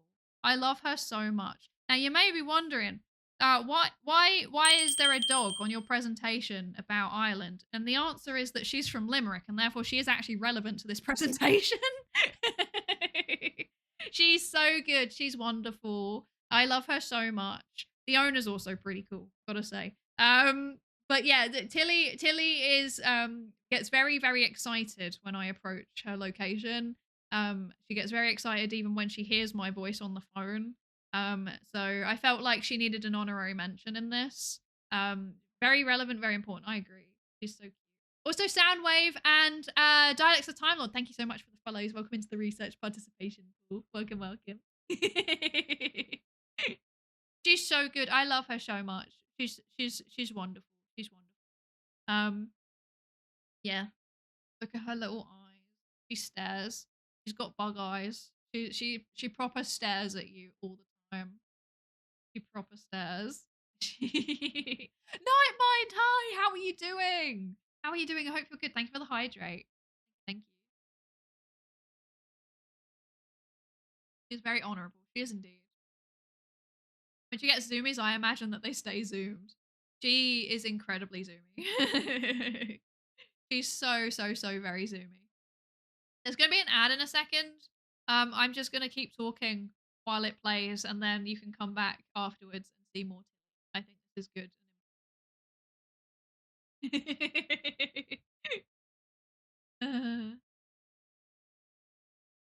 Do you know any Irish folklore and monsters? I don't really, to be honest. I know of what's the giant? There's like the giant in the Ulster canon that I'm vaguely aware of, and I'm aware of banshees. Yes, that's it. But Kelpie's Irish. I don't know. I don't know. If you could swap Northern Ireland for 10 Isles of Man in the same place, would you do it? No. No. I know I know that I like the Isle of Man, but I also like Northern Ireland. And I also like Ireland as a whole. I would not swap either of them. Yeah. Oh, Kelpies are Scottish. I see, I see. Black Dogs of the Moor? Are Black Dogs Irish? Huh. Finn McCool, that's the one. That's the one. I'm not going to be saying any of the Irish words, by the way, because I will destroy them. I will, I will, I will not say them right. I am sorry. I'm all over the place. I made some new friends, which helped me with belonging, which is great, but I've been struggling with the focus and time management. Oh, I'm simultaneously really, really happy for you. I'm so glad that you've made some friends. I hope you can find the focus. I hope you can adjust. Yeah. I've been wondering where you are. I've been worried about you, to be honest. I'm glad you're doing all right. Yeah. I don't know. I'm trying to think if I know any other folklore, but I don't think I do. Sorry, bad. Don't be sorry. Don't be sorry. Black dogs seem to be English or pre-English Celtic. I see. Okay. I see. Interesting. Leprechauns, gold-loving little guys that run fast as heck. They can only be seen when you're drunk. Can't resist shining shoes. They're weak to iron and they love potato-themed food. My understanding of leprechauns is that they're horrible little creatures. That's the only thing that I'm vaguely aware of, and it's quite funny that they've become the association. My vague understanding was that they are problems. They cause problems. Yeah. This presentation helped me with working through a box of 80 cassettes and 8 tracks for my eBay improvement project CDs next. Let's go! Let's go! I'm glad it helped. I'm glad it helped. Leprechauns are me coded. That makes sense. That makes sense. They can be if you steal their gold. I'm not going to be stealing their gold though, so hopefully they will not be problematic. Are you wearing green today? I am. I wore a green shirt and I've painted my nails green. Yeah. I'm so very green. I managed to whip out my one single green item of clothing. Ugh. Yeah. Don't hate well, me, do you? Of course not. I would never. I could never hate you. Leprechauns make you do work with the promise of gold. Their funding panels. That's so funny. They're definitely evil. Apparently there's one Irish myth called a beanie? Beanie? I don't know how to say that. Sadly an omen of death. Not a bean fairy. Is that not the banshee? I thought the banshee was the omen of death. Just like an old lady that's like, ah, which is incredibly relatable, to be honest. Not easy being green, also, I've heard. I too have heard this. I too have heard this. There can be more than one omen of death. This is true. But, like, after a while, how many do you need? Like, do you really need that many omens of death? Do you really need that many? A bit of a fun fact, one gold coin from a leprechaun's pot of gold can grant you one wish. Ooh, exciting. How do you convince them to fund you? I would love to wish for more funding, actually. I'm lucky in that green's my favorite color. I have like 9 of the same shirt, so I've always got something green. That's so good. I have one thing, and it's like a I don't even know how to describe it. It's like a shirt that I wear over things, not like a t-shirt or anything. Shirt that I wear over things.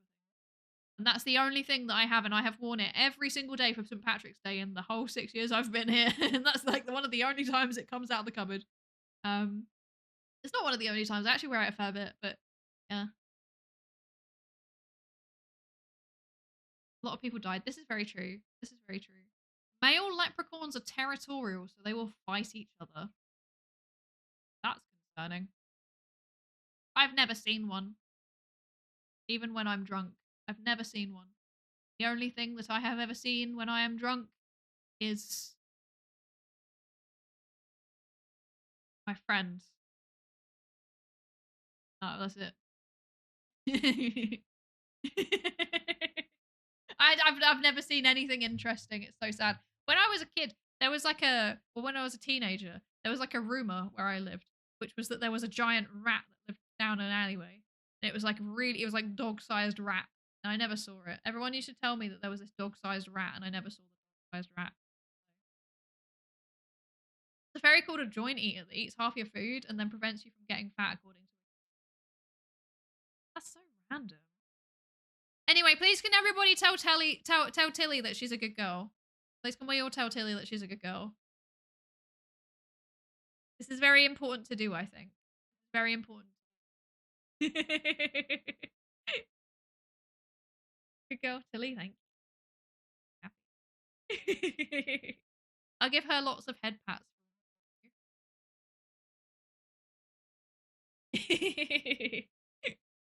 Did school ever have the ice cream van that was also selling drugs? No? Not a thing. I will pass on all of the good girls. I will tell her next time I see her. She let me boop? Maybe. I don't know.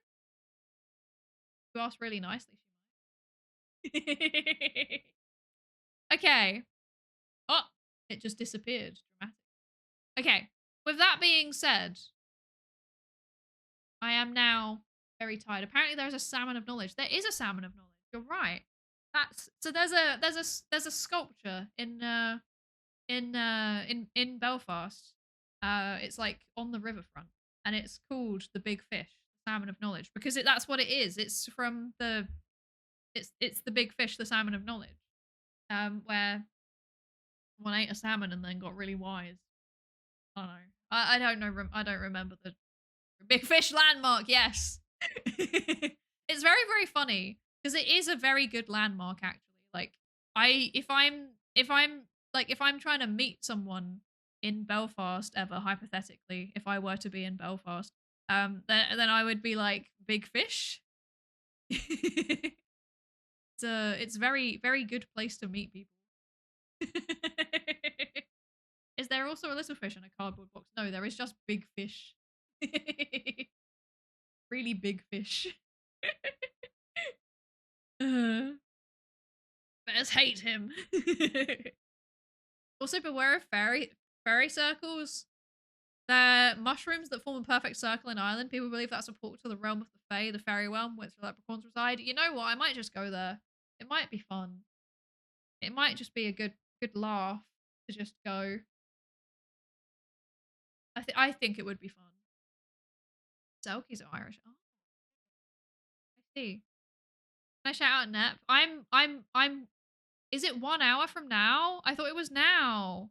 Oh, I was stalling so I could raid. Hi Zeno. Hi. Wait, hang on. I'm gonna go check the. Gonna go check the. There's been like time changes and stuff.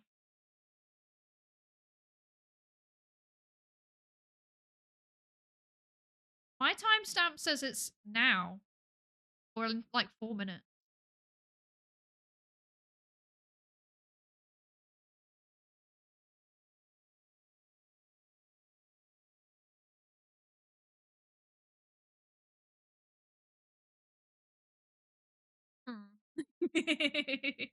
Are there any other questions about Northern Ireland?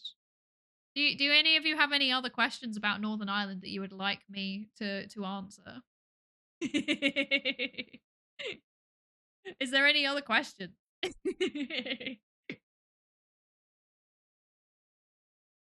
I'm trying to think if I have anything interesting to share. What about the allegations that it's slightly east of North? I can't deny the allegations. It's true. It is northeast because Donegal's right there, you know. You know of the Knuckle Levy? No, I do not. What is that?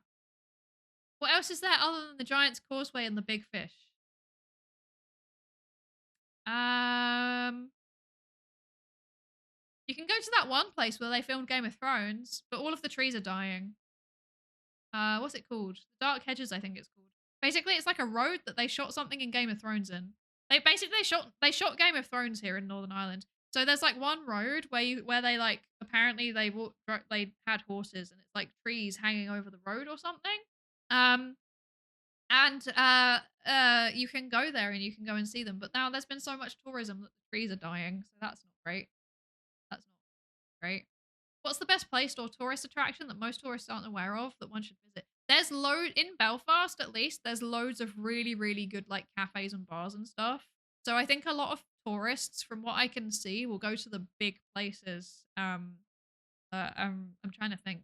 Um, uh, where do tourists go? They'll go to the places that are like really, really visible, and those aren't necessarily the best places. The best places are like the smaller places around corners, etc. Yeah. Uh, I could put together. I could make an entire. You know what? What would you? How would you all feel about me making a zine of my tourism recommendations for Belfast? I have spent many time there. I have recommendations. In fact, is there an Irish food you'd like to try but you haven't? Foxy. It's like potato pancakes, and there's nowhere that does it vegan. There's nowhere that does it vegan. Pretty much everything else I've had, because there is one cafe in Belfast. It's called Hustle, and they do like vegan versions of like loads of Irish foods. They do soda files. They do breakfasts. They do stew. Uh, that's all I can think of off the top of my head. But they have things. So I have actually had quite a few. Thanks to that one cafe. Shout out to that one place that always feeding good. uh,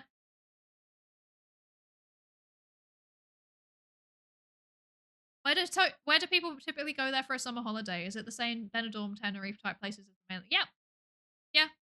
It's a lot of the same places. Like, yeah. I'd say there's a slight. I think there's a slight preference for like Spain and Portugal, but I don't think it's a very strong preference. But like my friends are not very representative. Like my friends are all like, you know, middle class PhD holders. So they go to like a more diverse range of places. People that are staying on the island often they will actually go to Donegal. So yeah, but it makes me laugh. Um, yeah, person my generation, same Belfast brings up very different mental picture. I intend to visit at some point. You absolutely should. It's a very very different place. Like it's quite trendy now actually. Like it's being gentrified. It's being gentrified. Psydere's Guide to Ireland. Yeah, unironically, I would make it. I would make it. I think it would be really fun to do that. I have like recommendations. Jet2 Holidays do actually operate out of Belfast International, so unironically, actually, yeah. Knuckleavee is the last thing that you see. It's a monster that brings death and plagues. It's a skinless horse monster with the upper torso of a human fused to its back. That sounds absolutely horrifying. That's horrifying. I don't like that. That's a bad mental image. Lanzarote is a big one for summer holidays. Yes, it really, really is. It's a big one. Yeah, most of my friends go more fancy places. Go places. Um I don't know. They go to like Italy and stuff.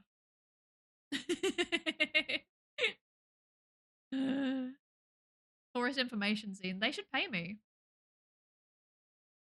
They should pay me. I think that the Northern Ireland Tourism Board should pay me for my services actually. They really really should. Oh dear. Are they ever going to build that Northern Ireland to Scotland bridge? I don't think they are. I think it's a lie and I don't think they're going to.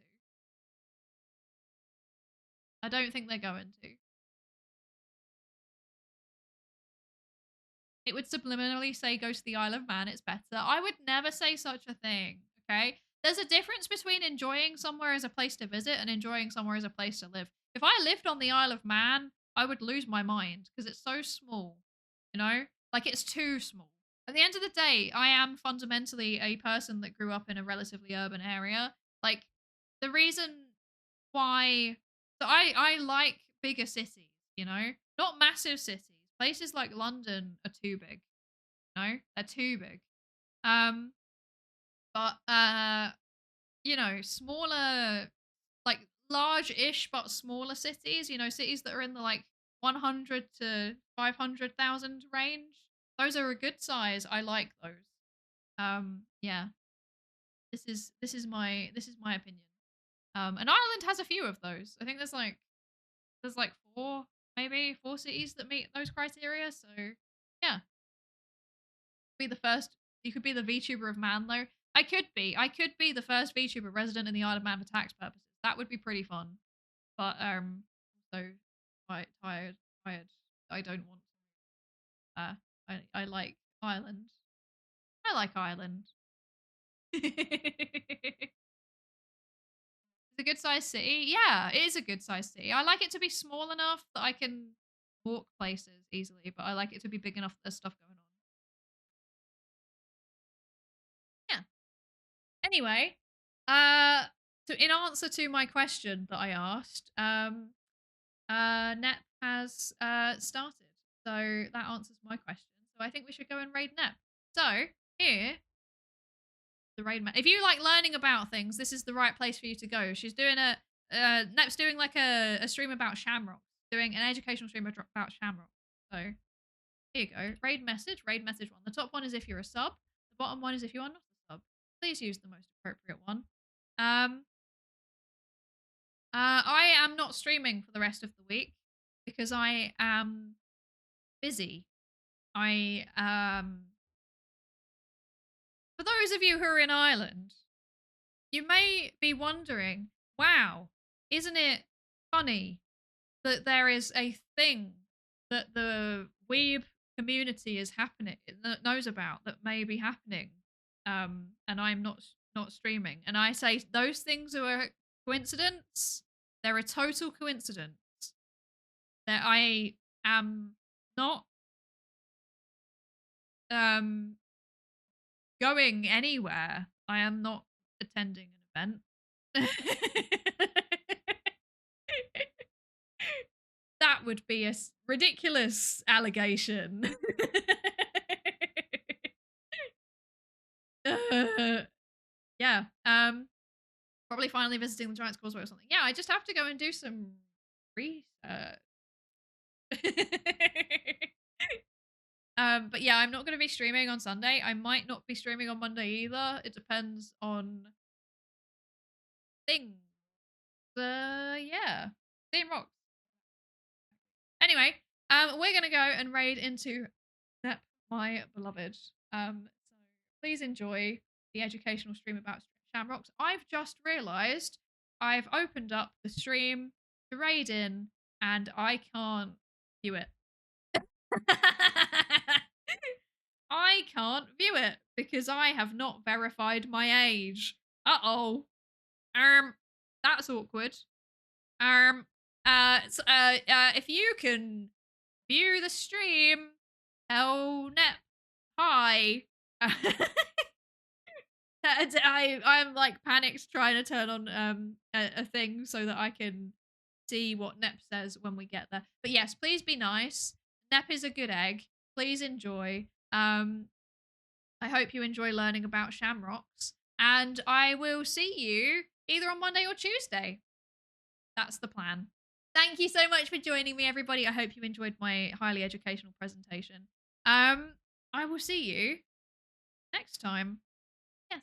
Thank you, everybody. Bye. Bye, bye, bye, bye, bye. Thank you for joining. Bye.